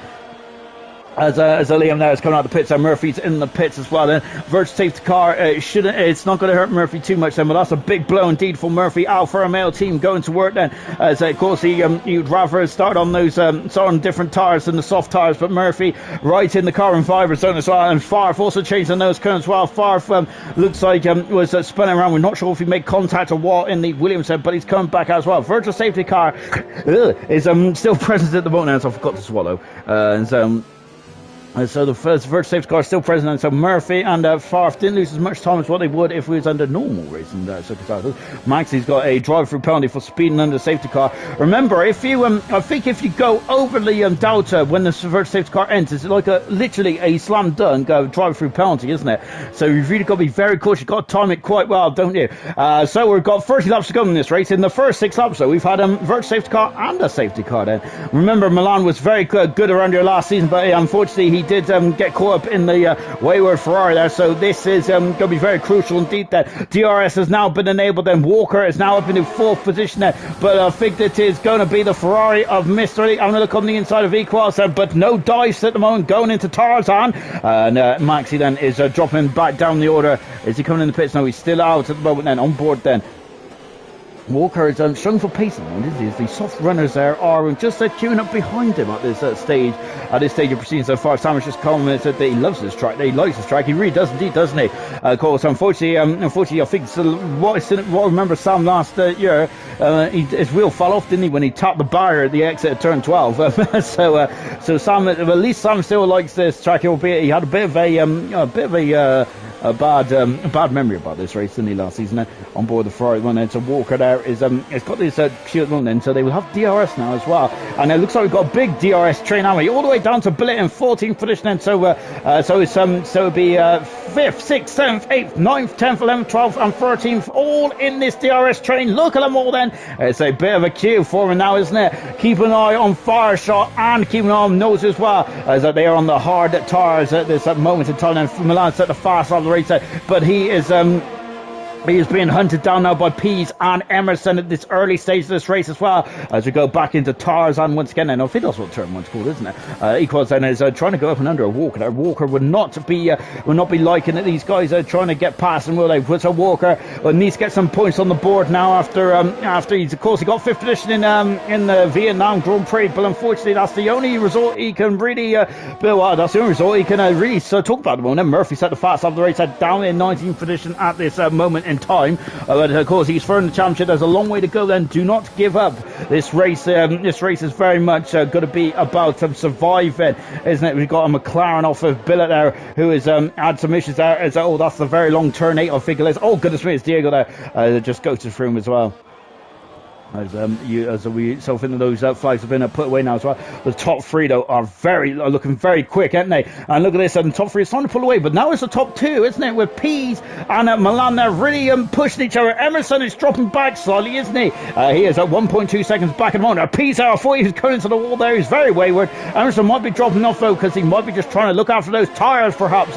We'll find out. And Gurman, who is very much on his back foot, isn't he? A qualifying ban, and now he's got a set of problems. Well, he's going to be in preset 3, I think, so he's going to be quite slow down the back straight as well, and he's also going to really harm his tyres, but he's doing a good job when he's in 11th position at Gurman. Remember, Nolte and Gurman was fighting for the lead, wasn't he, last race. Now they're down in 10th, 11th position at this moment in time as well. Jonathan on the fresh shot medium tyres at this stage of proceedings then. And just in front of us is actually V Todd, and he's on the medium tire as well. He's done 8 laps, then V Todd has on the medium tires. Jonathan is the highest driver to pit so far. He's done 5 laps, hasn't he? Jonathan is, and the British Italian driver. Remember, we do have rain in this race as well, and I think that might be a factor for a lot of drivers going on the hard tires. When is the rain going to come? Remember, in the Chinese Grand Prix just over a week ago, a lot of drivers was just trying to hang it out to dry. Like Jonathan, of course, unfortunately, like Jonathan and Murphy could have and should have won that race last week. but unfortunately the rain came just slightly too late, didn't he? Otherwise it would have been a perfect strategy. Jonathan there, same for him then. If the rain came a couple laps earlier on, he would have been back to winning ways. He hasn't won a Grand Prix since season 3 or 2, I think, for Jonathan there. That is far too long then for the British Italian driver, isn't it? Especially as he is a very quick customer indeed there. And look at this then, is a Nolte there is a bit slow down the back straight. Vital is on the outside as well, so German is up, it's on the inside there, but Nolte's got to have the more momentum, is he? No, he isn't, because German is over the 10th position there. A good performance there from the silver world champion as well. Jonathan having a look up the inside of Nolte. Nolte is struggling at this stage of proceedings. What's going on with the man who's won the two Grand Prix this season then? I wonder if Nolte is just looking after his tyres, perhaps, as a piece is oh my goodness me, look at this battle for the lead. There is Pease and Milan, they're going side by side, and Pease is defending for all he's worth. And no, listen, it's Milan who's defending for all he's worth. There is DRS down the back straight. Oh my word, then this is getting very interesting indeed then. Look at this then, and this is good. This is getting frightfully impressive. This race has really turned up a notch as well, because Nose is all over the back of German as well. Oh my word there. Oh, and Pease has run a bit wide then. I hope that I wonder if he got a track extension there. Milan there is, you can see he just had such better run, didn't he? Oh, goodness me. It's of course, Milan has got no DRS just yet. And look, the clouds are already starting to gather in. We're expecting rain at the end of this race, aren't we? So keep your eyes peeled then on that radar, on the sky, and of course, what is going to be falling from the sky as well. We are expecting a bit of the wet stuff, aren't we, later on in this race. And lap 11 now, 36 then. Milan is leading, but Pease is really hot on his tail now as he's 6/10 of a second back then. Emerson is also 6/10 of a second back as well. Walker has dropped to almost 5 seconds away now. So we've got Diego and Maxi also swapping positions as well. Back on board with Pease, a returnee to ALR tonight, and fantastic return as well on third on the grid there, and he's now really harrowing Milan as well. So Gunnar there is it's hard to come in the pits. I think I wonder if he's taking his drive-through penalty. Gunnar is unfortunately on a bit of a nightmare race at the moment, Gunnar is, but of course this is one race there where you cannot give up there. Now German, with no setup, is doing a very good job actually. He's in 10th position at the moment there, and he's now less than a second behind Vitod, who is less than a second behind Fireshot, who's moved himself up into a very strong 8th position. Then Nolte has dropped down into 12th position now. Jonathan has just got past him as well. Nolte is struggling, and but German is struggling for traction at the exit of turn 12, isn't he? Just watching Jonathan there. Jonathan gone slightly wide, and that is going to allow the two-time Grand Prix winner Nolte then to really home up then onto the back of Jonathan. Jonathan has DRS then, and to me, I reckon that Nolte might be on a wet setup perhaps, because he is a bit slow down the back straight here. So I reckon Nolte might have cranked on a bit more rear wing in that racing point then. We'll soon see. We'll soon see what this is going to produce then in the race as well. Of course, we've got a long way to go as well. On board there with Knowles as well. We've just got Jonathan in front of us, and Jonathan is the highest runner who has already come in to the pits as well. So as Russ is saying, it is getting darker out there, Liz, isn't it? We have beautiful sunshine in qualifying. We had a lovely bit of sunshine at the start of the race as well. But all of a sudden, the rain clouds are starting to come, isn't it? I wonder if it's also starting to come for the race seat of Milan then, as he has now got Pease and Emerson right in his right underneath his gearbox now. Jonathan is also harrowing them. German as well. German there, of course, the silver world champion on a cracking race with a default setup there, but he's doing a good job there from last on the grid to 10th at the moment. Jonathan is trying to go on the outside, but no dice there. It's very difficult overtaking to turn 11 anyway. But Jonathan there is having a much better exit there. Echo in the background as well. He's also on the hard tires, Echo is. Of course, he's battling with his teammates, so he's around the 5th, 6th area, wasn't he? Coming out to turn 14 as well. Look at that incredible straight down into turn 1 then, and the pit window is open now for the soft runners. Jonathan now up into 10th position then. So his next target is Vitol, who's less than a second up the road then. So we'll see where Jonathan comes out as well then. He is, I think Jonathan's only finished one race as well as Walker this season then. So Jonathan would like to get some more points on the board as well for the Renault team. And of course Renault already leading the constructors, but with Jonathan starting to score as well, Renault going to really start to run and hide in the constructors race, and they Milan there would love to get himself back into second in the world championship at the moment. He is doing everything he needs to do, albeit he's not very comfortable in the lead at the moment, though, is he? With Pease very much there, giving him a good old squeeze at the top of these standards at the moment. Less than half a second once again from Pease, and Emerson there 5/10 a second back as well at the moment. Then as Emerson, as he was dropping off not too long ago, but I think Emerson there was probably just giving his tires a good rest, and I wonder if Pease might have to feel to do the same in the not too distant future. Oh, sorry. I'm already out of breath. I'm already on lap 14. My word there. Pease then is now then under the slipstream again then, but I think that they have run out of straight. They have indeed. The top three are in a league of their own at the moment. Look at that. Milan, Pease and Emerson almost 7 seconds in front of Walker in fourth position. That's absolutely magnificent. The top three are absolutely flying here in Zandvoort. Impressive stuff to say the least. Absolutely magnificent, isn't it? Absolutely magnificent stuff there from the top three. Jonathan there is trying to get us going. Oh, look at this. Jonathan there is going. I thought he was going to pow up into ninth position there. Not quite.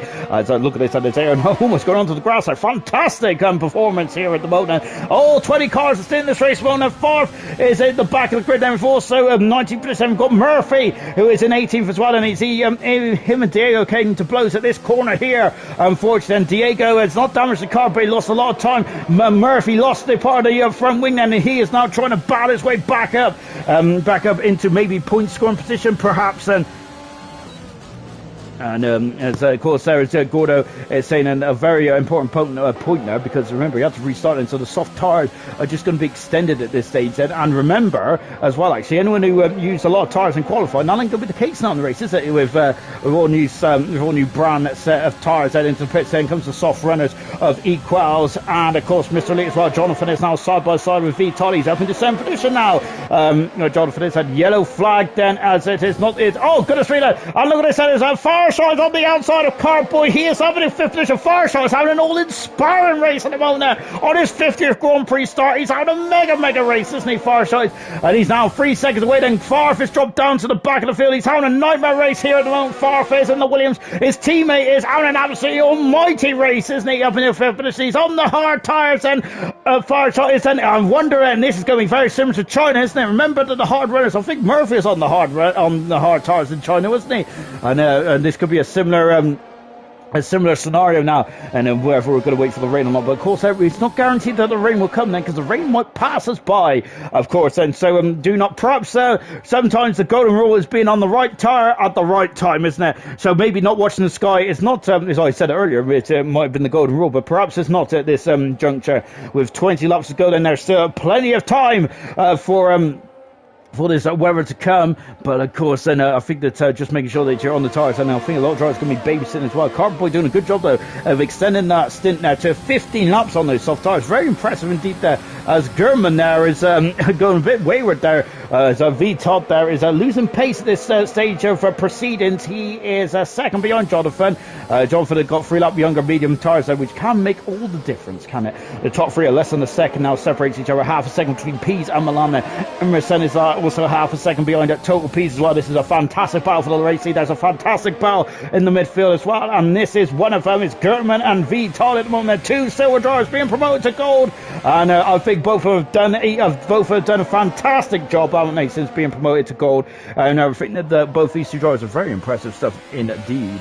Oh no! And just as I say that, German is out of the Dutch Grand Prix. Oh my goodness me! And we've also lost Maxi as well. 2 drivers then have gone, and it's a safety car. It's a safety car. Milan, oh goodness me! Milan's also crashed as well.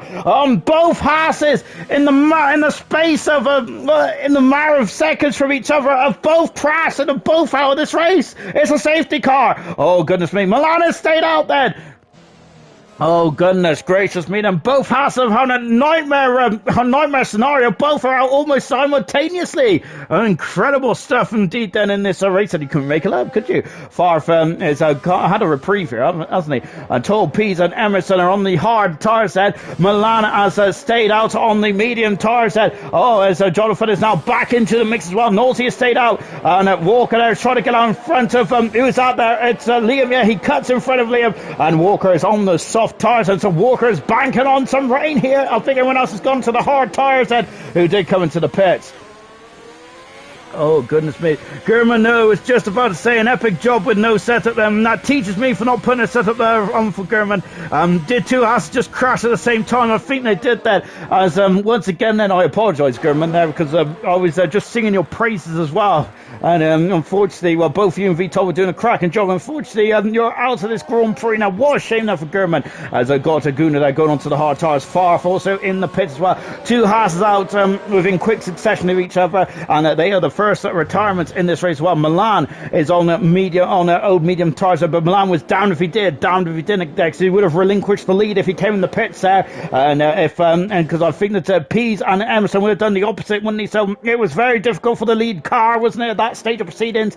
So Milan then is going to be under pressure now, isn't he? Oh, goodness gracious me then. So, yes, this race has really turned on its head, and that safety car is really going to hurt Milan, I feel. Let's see what Milan can do then. It's all done and dusted. Yes, it's soft tyres then for Fireshot and for Walker then. So Fireshot coming in the pits and throwing on a set of soft tyres. The safety car didn't help Fireshot either, but he elected to come in the pits then. Knowlesy elected to stay out, along with Echo as well. Echo has already been in the pits then. Knowlesy is the only driver apart from Milan not to come in the pits then. And of course, remember, Knowlesy, this is MO, isn't it? He's very much a strategical master. He's like Ross Brawn, but he's also a driver as well, isn't he? So we'll keep an eye on Knowlesy and see what he can do then. Sam is asking how did the two horses crash within 3 seconds? Goodness me, I think they're very much telekinesis, aren't they?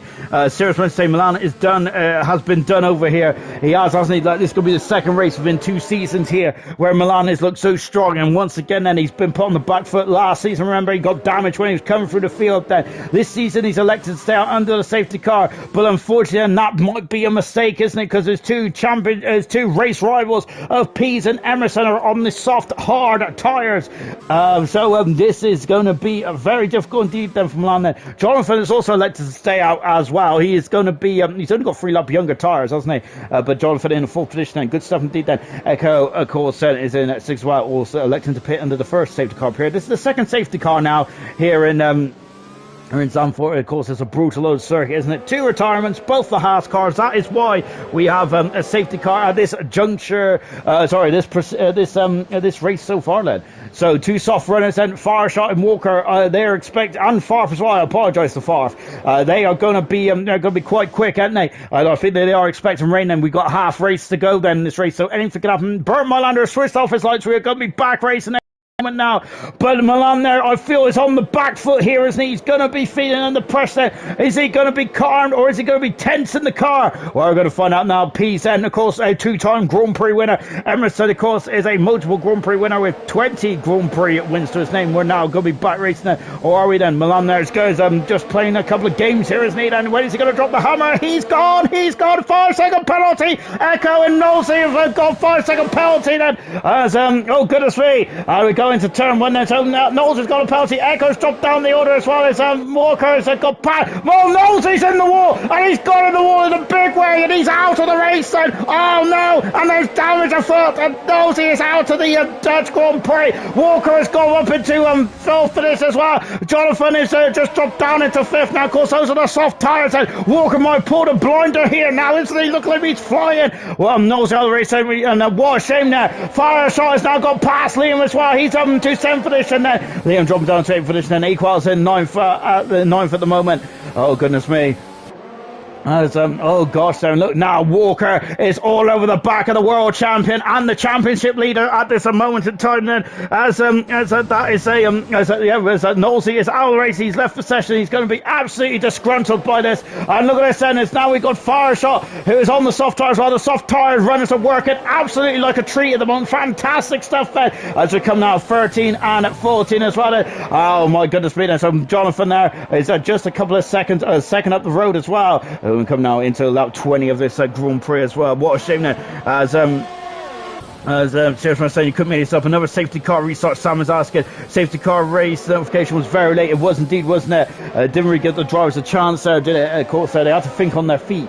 But I'm wondering if that also contributed as well. But Knowlesy, unfortunately, then out of this race then before turn 1. I'm not sure if we got tipped around or whatnot. So we'll keep an eye on that in the comments later on. Then look at this. And Emerson is now really pushing the issue, isn't he? Which he wants Pease to get on with it, doesn't he? Because Milan there is still out in the lead. Then of course Milan has stayed out on the medium tyres, hasn't he? And now we've got a bit of a queue. And here are the top 4. Jonathan is also in range. And there's Fireshot, driver of the day so far. Fireshot is there from 17th, 18th from the grid. Was he? Well, he's up into 6th. Fantastic performance there from Fireshot. Mega stuff indeed.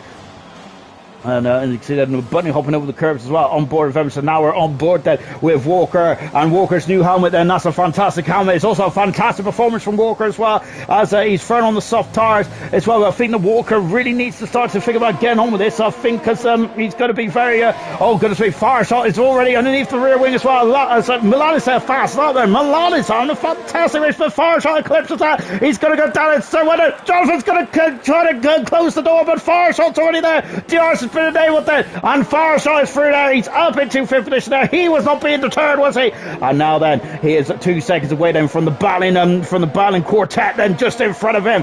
So Fireshot has really injected himself into this race, and magnificent. And Milan there, who's set the fastest lap as well, so he's still got a bit of performance in these tyres, not a lot, but still a bit of performance, and that's all you need as well. 21 then out of 36, and remember that the Re are expecting rain as well, as this is going to be very much like a soap opera, isn't it?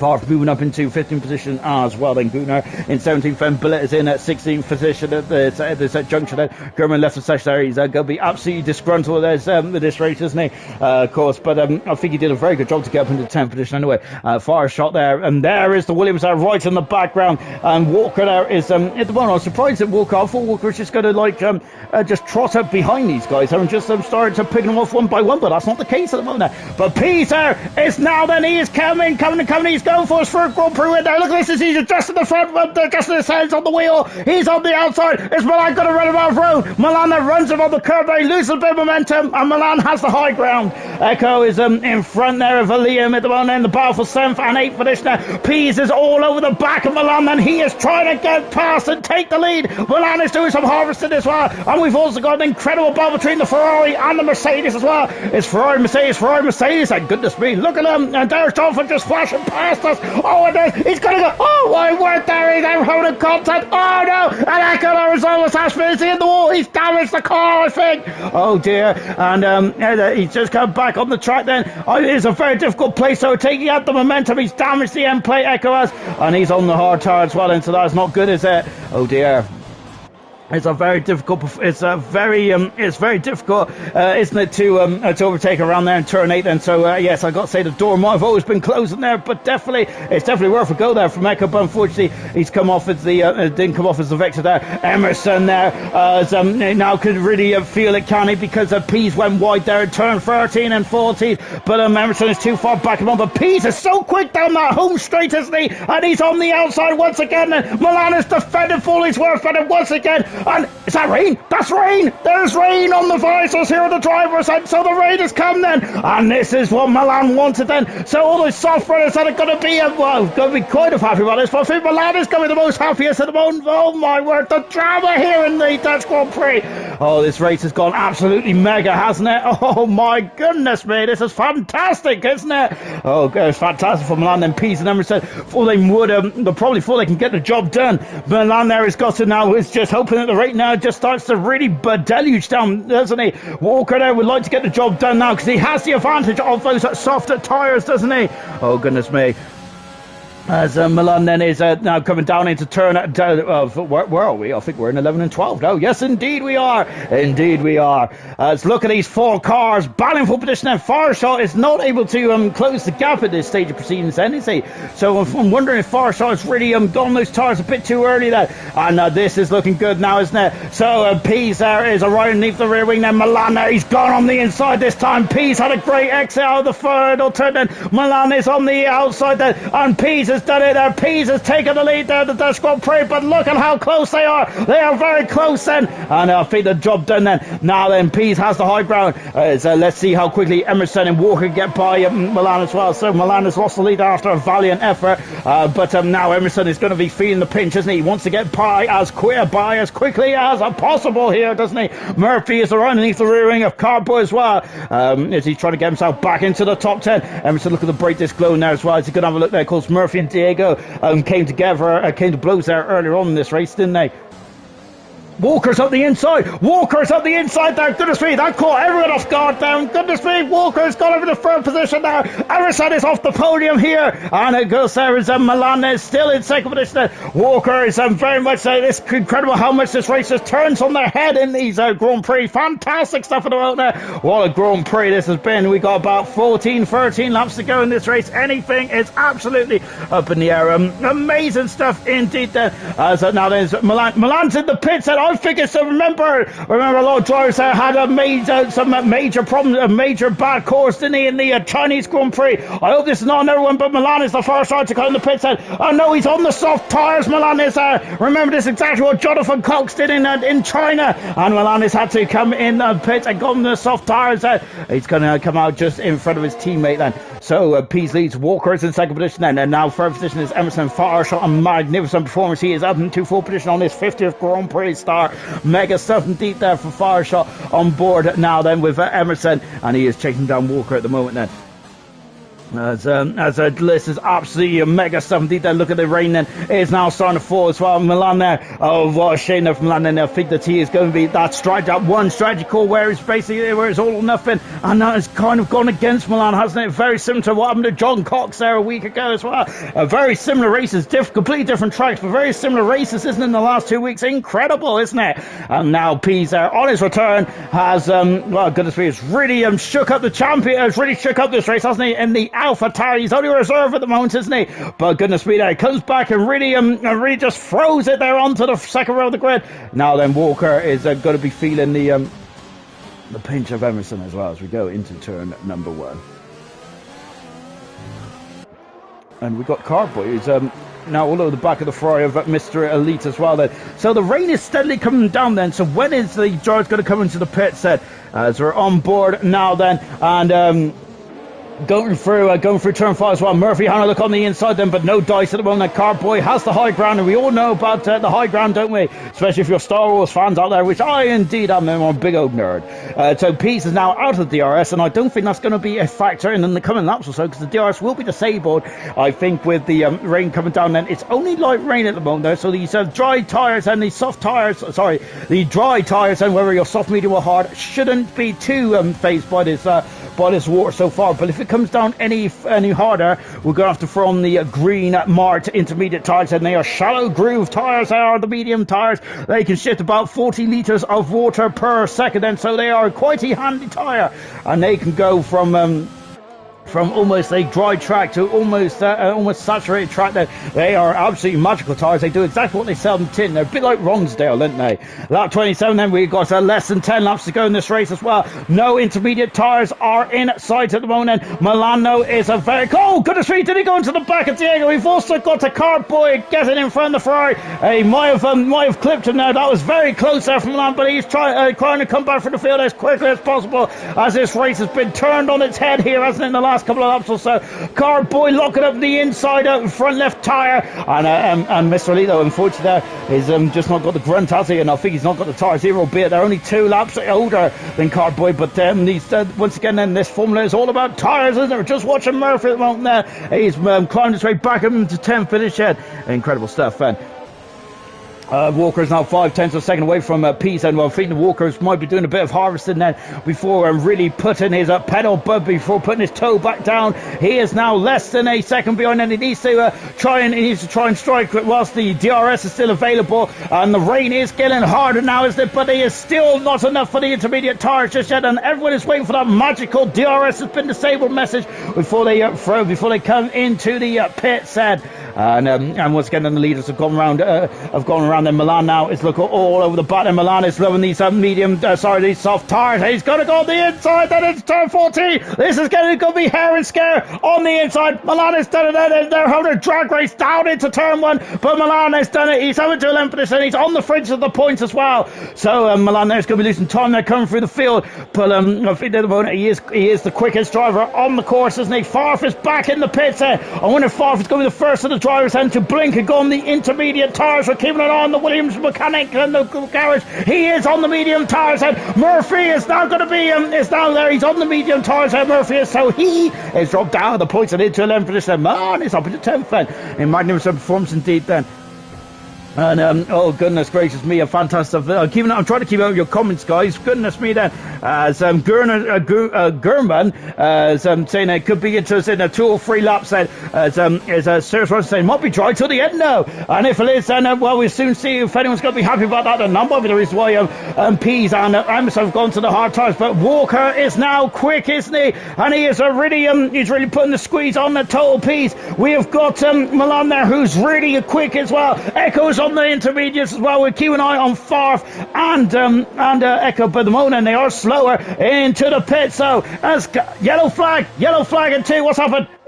It's Farf. Farf has had some issues on the intermediate tires. Intermediates has gone on Pease and on Walker as well. Walker is out in front. No, he isn't. Pease is there. Oh my gosh. As they're all coming to the pit side. So we see a bit of spray then. I think we're almost at the intermediate zone, in the intermediate tire stage now. As the rain is getting heavier, the track is starting to get damp, isn't it? And Milan is on the outside. He is going to go up and under. Is he lazy? Going to do the switch back? No, Equals is struggling there. He's struggling to get on the accelerator. Milan is up into 4th position. Magnificent performance. He is about 10 seconds away from the race lead. Oh who's that? That's Carboy. Carboy's off the circuit. He damaged the car. He went off there. That's made Milan's life easier. And Favre is out of the race. Then he has gone off at the final corner. I think that's our safety car. I think it might be a safety car. Oh my gosh, he's in the middle of the track there. Favre. He's had a huge tank slapper at the turn 14. Total Pease has got past Murphy, and I think that might be underlining the intermediate tires are the way to go. And Pease is really making this work. Then we've got Walker also getting past as well. He's past Vuitton. Oh goodness me. And Emerson, is he staying out? Is Emerson staying out? He is He's in the pits. Emerson is in the pits. Farshot is staying out, though. Emerson has come in the pits, and this is going to be an incredible end to the Dutch Grand Prix. I don't even know what to say. Magnificent. And into the pits, and everyone is in the pits now, apart from the 2 soft runners, and that's a Red Bull. I think it was Walker. I'm just trying to get the old slipstream. Pease is up into 3rd position then. Emerson's come out of the pits then. He has done enough, but Emerson has had a blinding lap there to stay in front of Walker. DRS has been disabled then, so now it's time for the intermediate tires. And who's on the dries? Billet's on the dries at medium, 14 laps, and Vuitton 12 laps. Gunner's got a 5-second penalty, and we've got the 2 soft shot runners. A Farshot leading his 50th Grand Prix race as well. So fantastic stuff there from Farshot. Good stuff indeed. He's been driving today so far. Farshot has been absolutely magnificent, hasn't he? Impressive stuff indeed there for Farshot. But unfortunately, look how gingerly they're going around at the moment there. And look at Milan there. Goodness me, once again, 2 seasons in a row there. Milan there was looking so strong, wasn't he? But now the rain is, unfortunately, and the safety car really messed up his strategy. Now the rain has done so as well after that incredible couple of laps on the soft tyres. There is a flash of Pease in the background there. Pease is now, can see his victim. And there he is. And there's Pease in the background. There's Emerson as well, who has got the correct wet setup now with just 7 laps to go in this Grand Prix. Farshot is admitting defeat. Then he's coming into the pits now. Farshot is, and it's Milan. Yes, Milan is well. Farshot's got a 5-second penalty. It's starting to unravel now, isn't it, for the man on his 50th Grand Prix race starts while Pease leads. Emerson second position as well. Walker is in first position, and this will be Walker's first podium of his ALR career as it stands at the moment.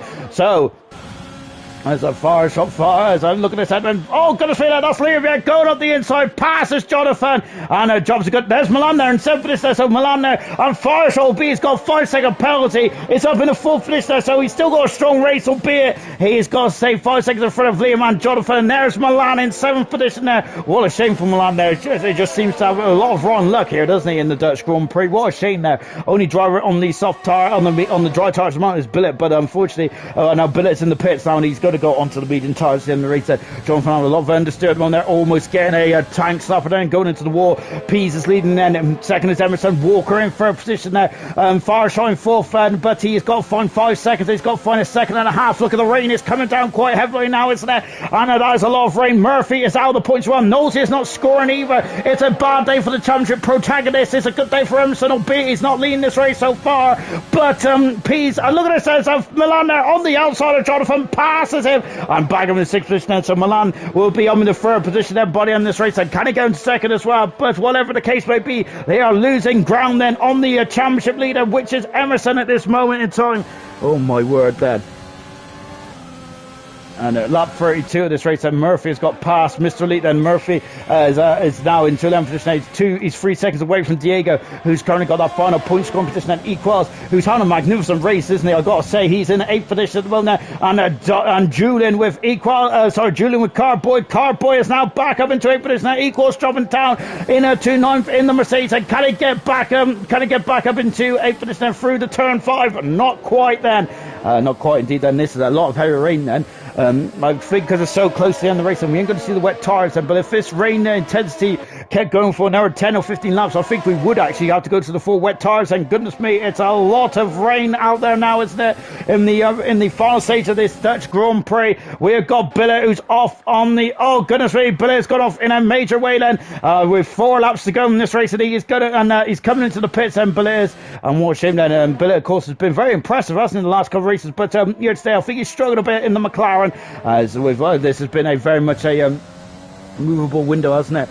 Gordo saying a lack of penalties has been brilliant, and it's Serious Motion saying what a move from Milan as well. Serious Motion also blaming the Williams team for the bad strategy, caused by yellow flag as one of the Ferraris is right on. That's Echo, and goodness me, he's got off in a major way, and it's a safety car. It's a safety car with just a couple of laps to go, and we're going to have a sprint finish here as Echo is trying to recover back onto the circuit, and goodness me there, as he's gone very hard into that gravel trap, hasn't he? And it's going to be a safety car. This safety car ain't going to be out for too long, but this might be a reprieve for some of the drivers that I don't think Echo's going to be able to get back around and catch it to the back of the train here. And now then, this is not good for Fireshot. Fireshot is going to be very unhappy about this time because he's got a 5-second penalty, and Fireshot was actually opening the gap up quite nicely to get out 4th position, but this is not going to be the case anymore there. And this safety car is only going to be out for 1 or 2 laps then, but he's going to only have a couple of laps then to restore the balance, isn't he? So Vital is now in the pits, well, and so what's Vital doing? He's going on to another set of new intermediate tyres then, and look at that. Then we can see the splashes of raindrops there coming off the track there, coming out of the pit lane. Yes, the pit lane is not at an even angle, but that is an incredible amount of rain there in such a short period of time then. So this is going to get very interesting indeed, isn't it? So let's take stock, shall we? We're on at lap 33 out of 36, and we've got 4 laps to go in this race then, and of course it is Pease leading this race, but Emerson is going to be hunting him down with 2 laps to go. Walker in 3rd position then. Fireshot in 4th, but he has a 5-second penalty. Liam in 5th position there. Milan in 6th position. And Banu was on pole position there, but unfortunately the strategy just hasn't gone at all well right for him, has it? Unfortunately. And we got Jonathan in 7th position there.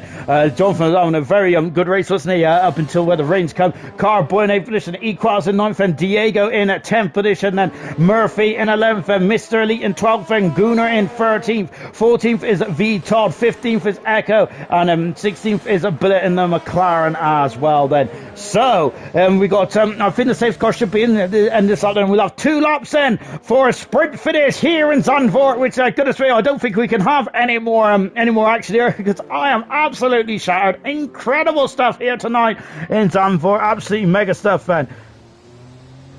So now then it's just on board at the moment then with PZ. Of course, this is 17th Grand Prix start. It's not PZ's first Grand Prix of the season, and my goodness me, he's going to come back and can he win it though? And that'll be an absolutely epic way to return now. 4 retirements in this race then. Farf out of the race then. Knowlesy out of the race. Gurman and Maxi out of the race as well. And I think on this very treacherous track then, that's a very impressive how the rest of the drivers there. I'm not retired at all, and I also said a comment there about the lack of pounds as well. The safety car is in at the end of this lap then, and let's see then where everyone is then. Carboy might catch up to the back of the Crocodile.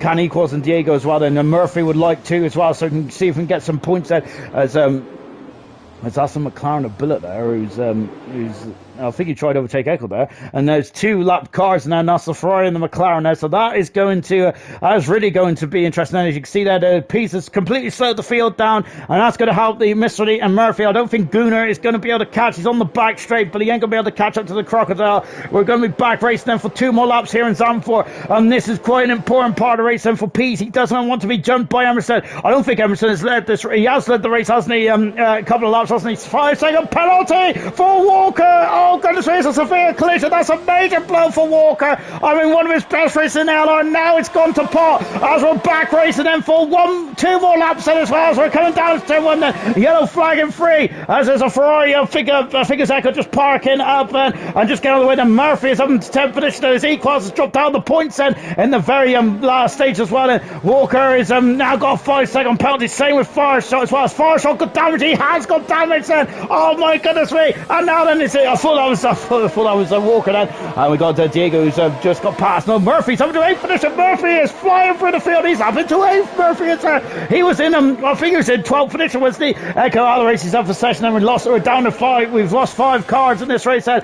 And that's a shame for Echo. That really is indeed that because Ferrari looked good in qualifying the race, so it hasn't been too fruitful, has it? Liam, is the problem. Liam, yes, got a problem there. As just on board, then yes, I apologise, I completely missed that. And Liam, and now far side, Milan there battling. Milan's on the outside. Oh, he's gone on the accelerator pedal there a bit too harshly. And far side's back through there. Milan is going to have a go on the inside. It's going to get very tight then. Wheel to wheel, and oh, bit of banging wheels. Look at the cars queuing up behind Milan there. And oh, there's a Constantino effect as well. And Fireshot is limping home at the moment, isn't he? He's lost the ring, hasn't he? And I think Milan could potentially get back on the podium here with a 5-second penalty for Walker, and Fireshot is carrying on then. And of course, he's got 1 lap to go in this race, and there is the Renault with Jonathan as well. I'm not sure what happened to Liam, but he's dropped right down there. And there's Billa there. I thought that oh goodness me. As we're now on board then with Fireshot as well. Let's see, as we're coming into the final stage of this race as well. This is absolutely mega stuff indeed then. And now there's Milan then is fighting with Fireshot. This is brilliant stuff indeed then. Pease is still leading. Fireshot is just got big old Q behind him. Jonathan is dropping down the order. What's happening to Jonathan then? And look at this then. And Diego's now got past as well. So Jonathan is dropped down into a 9th position then. Goodness gracious me then. Absolutely incredible stuff. Jonathan is just not going to talk, but he's having a look on the inside. Diego, oh my goodness me, the gaff is going to close there, isn't it? Fireshot is really helping Walker at the moment because Milan still hasn't got by as we're coming down now into turn 12 and 13, I figure it is anyway. Total Pease on his return to ALR is going to come through and he's going to win his 3rd Grand Prix of his career. Total Pease wins the Dutch Grand Prix. Fantastic for Pease. Emerson is 2nd, Walker in 3rd. He's got a 5-second penalty. We've got Milan is down on the podium. Carboy 4th, Murphy is 5th, Walker down to 6th, Diego 7th, Jonathan 8th, 9th is Equals, Mr. Lee in 10th, Gunnar 11th. Fireshot, what a shame, down in 30th position there. Billet in 15th. Liam is going to come through to finish in 14th position as well. Walker is going to be absolutely devastated by that, and I think same with Fireshot as well. What a shame, they were so close, weren't they, to having one of the best results of the season. Walker without his best result of his career, and Fireshot had an absolutely outstanding race, didn't he? Liam, also looks like he came a cropper right towards the very end as well. Oh goodness gracious me. Just on board now then with Pete, and Murphy was the driver of the day then, was and I think that you cannot argue that, can you? Brilliant stuff indeed. Cirrus Mushroom, what a epic race indeed then. Pease on his return is the race winner as well. Goodness me, what a perfect return then for Pease. Brilliant stuff indeed then. 2nd position was Emerson, 3rd was Milan then. I think that is kind of I think that is the right podium, isn't it? Because those 3 drivers was absolutely magnificent today, weren't they? I think they was in a class of one. Ooh. Anyway, let's take a final look at the classification, shall we? From the Dutch Grand Prix, absolutely epic stuff. Equals, brilliant race. Expect the same tomorrow, Mushroom, as well. Right, final classification, and Fireshot getting the fast lap, but unfortunately he is out of the top 10. Total Pease won the race and on his return, fantastic. Emerson 2nd today. Milan then, of course, I think 2 seasons in a row, I feel he's been robbed of a race win potentially. Carboy, brilliant drive from 10th to 4th. Murphy from 15th to 5th, and that's a crucial race here today in the championship for Murphy. Walker, a 10-second penalty in the end for Walker, really robbed him of a major points finish today. Well, he did get 6, so Diego in 7th, and great race result there for Diego. Jonathan down in 8th, and a ghost car cost him major positions today. Equals in 9th, and Mr. Elite there completes the top 10 in the Ferrari. Vitor just outside the points 11 position. Gunnar in 12th. Fireshot would have been dry today. He had a fantastic race out on his 50th Grand Prix start, but it just wasn't to be. Liam in 14th position. We're not sure what happened to Liam. Then he was in the top 4 all the way up to the very end. Then Bullet in 15th, and retirements is Echo, Farf, Knowlesy, Gurman, and Maxi retired from this Dutch Grand Prix. And now I've been joined in the gantry now by 3 drivers who I think have been absolutely amazing today. They've really been the measuring stick in terms of the performance here in the Dutch Grand Prix today. Let's talk to Pease first then. Pease, your return back to ALR, and I've got to say you've capped off very nicely, returning the race win. Yeah, it was a long, cagey race. I was stuck behind Milan the whole race. It's good to be back, and it was fun. I enjoyed it. It was good to get a good set of points. It really was indeed my first race back. Yeah. Oh, absolutely fantastic. It really was indeed that. It looked like right from the get-go you haven't missed a step then. And of course, one race start, one race win as well. If you get a full-time driver's seat, then I've got to say, Emerson's going to be a bit concerned, do you think? Yeah, I'm coming for him. I'm not going to let him have it easy. Hopefully I can get a seat soon, and I can make his job a bit harder. Oh, definitely. I think that both of you and Milan made this job very hard today. Absolutely mega stuff indeed. Then, on your final qualifying run, did you make a mistake? Yeah, I hopped over the curb and just completely lost so much time, so I just stopped. But yeah, in the end it worked out. I think today though, Milan probably had the pace to win. It was faster than both me and Emerson, who were latching onto his DRS, and he was unlucky with the strap. But yeah, it was a good race. Really was indeed. Well done, Pease. Welcome back as well. 1 for 1 this season. Mega stuff. Mm-hmm. Let's come to Emerson now. Emerson, I got to say, do you think that that's points gained today, or do you think that's a race win lost? I think it's definitely 1 position gained, because Milan and Pease were both quicker than me in that first stint. Just a shame on strategy on Milan's side that kind of ruined his race for him. To get back to P3 was incredible, to be fair to him. He was all the way down and outside the points. But yeah, my setup was good in quali, but it just wasn't great for the race, and I was quite struggling to stay within Pease's DRS, to be honest, in that first stint. But when Milan and Pease had a bit of a battle, it helped me get back towards their pack and kind of just latch on to the back of them. So in my mind, I mean, it's one of the races that I probably shouldn't have been P2, but I did end up finishing there just by sticking on the right strategy and just keeping it clean. So yeah, I was quite happy with the result, to be fair. Races get like this sometimes, don't they? So. And then talking to the strategy, then Pease came into the pits to throw on the hard tyres. Was you following what Pease was doing, or was you, or was that going to be your strategy all along? Well, under the safety car, do you mean? Sorry. Yes. Yeah. For me, it was kind of a no-brainer because it's really, really hard to overtake around here, and we kind of had a big enough gap to 3rd place that if they pit as well, then there was a bigger gap to 4th, 5th, and so on. So, and luckily they did pit, and we came out in the exact same positions. I feel like the softs probably were the better tyre for that point in the race, but if the rain didn't come down hard enough, the softs would have got to the end from that point. So, I kind of just based it on what was going to happen at that time. Do you know what I mean? It was quite a hard call, but I think the hards probably were the better.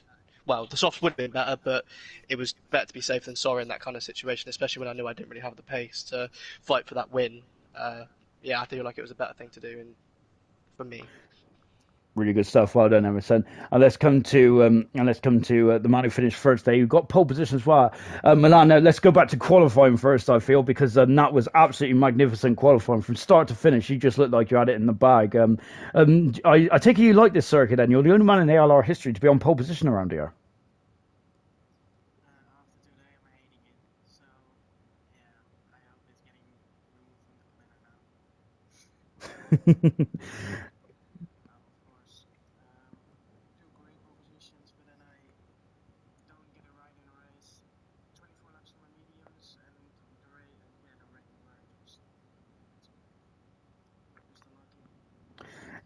Yeah, that's two races in a row in ALR where where you've kind of been a bit unlucky last year. You got damage coming through the field after your first pit stop, and then today there it looks like you were just hanging out for the rain to come.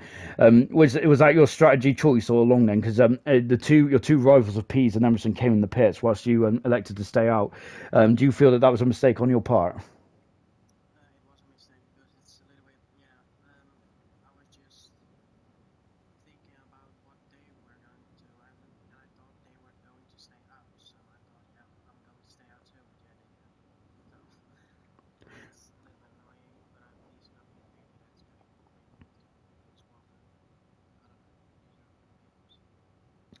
And at the well, let's end on a positive note, shall we? Because I got to say, when you went onto the soft tires, there, you was absolutely electric for those 4 or 5 laps. There, magnificent manoeuvres, left, right, and centre. I got to say, it felt like you was enjoying that stage of the race. Then your manoeuvres was absolutely magnificent.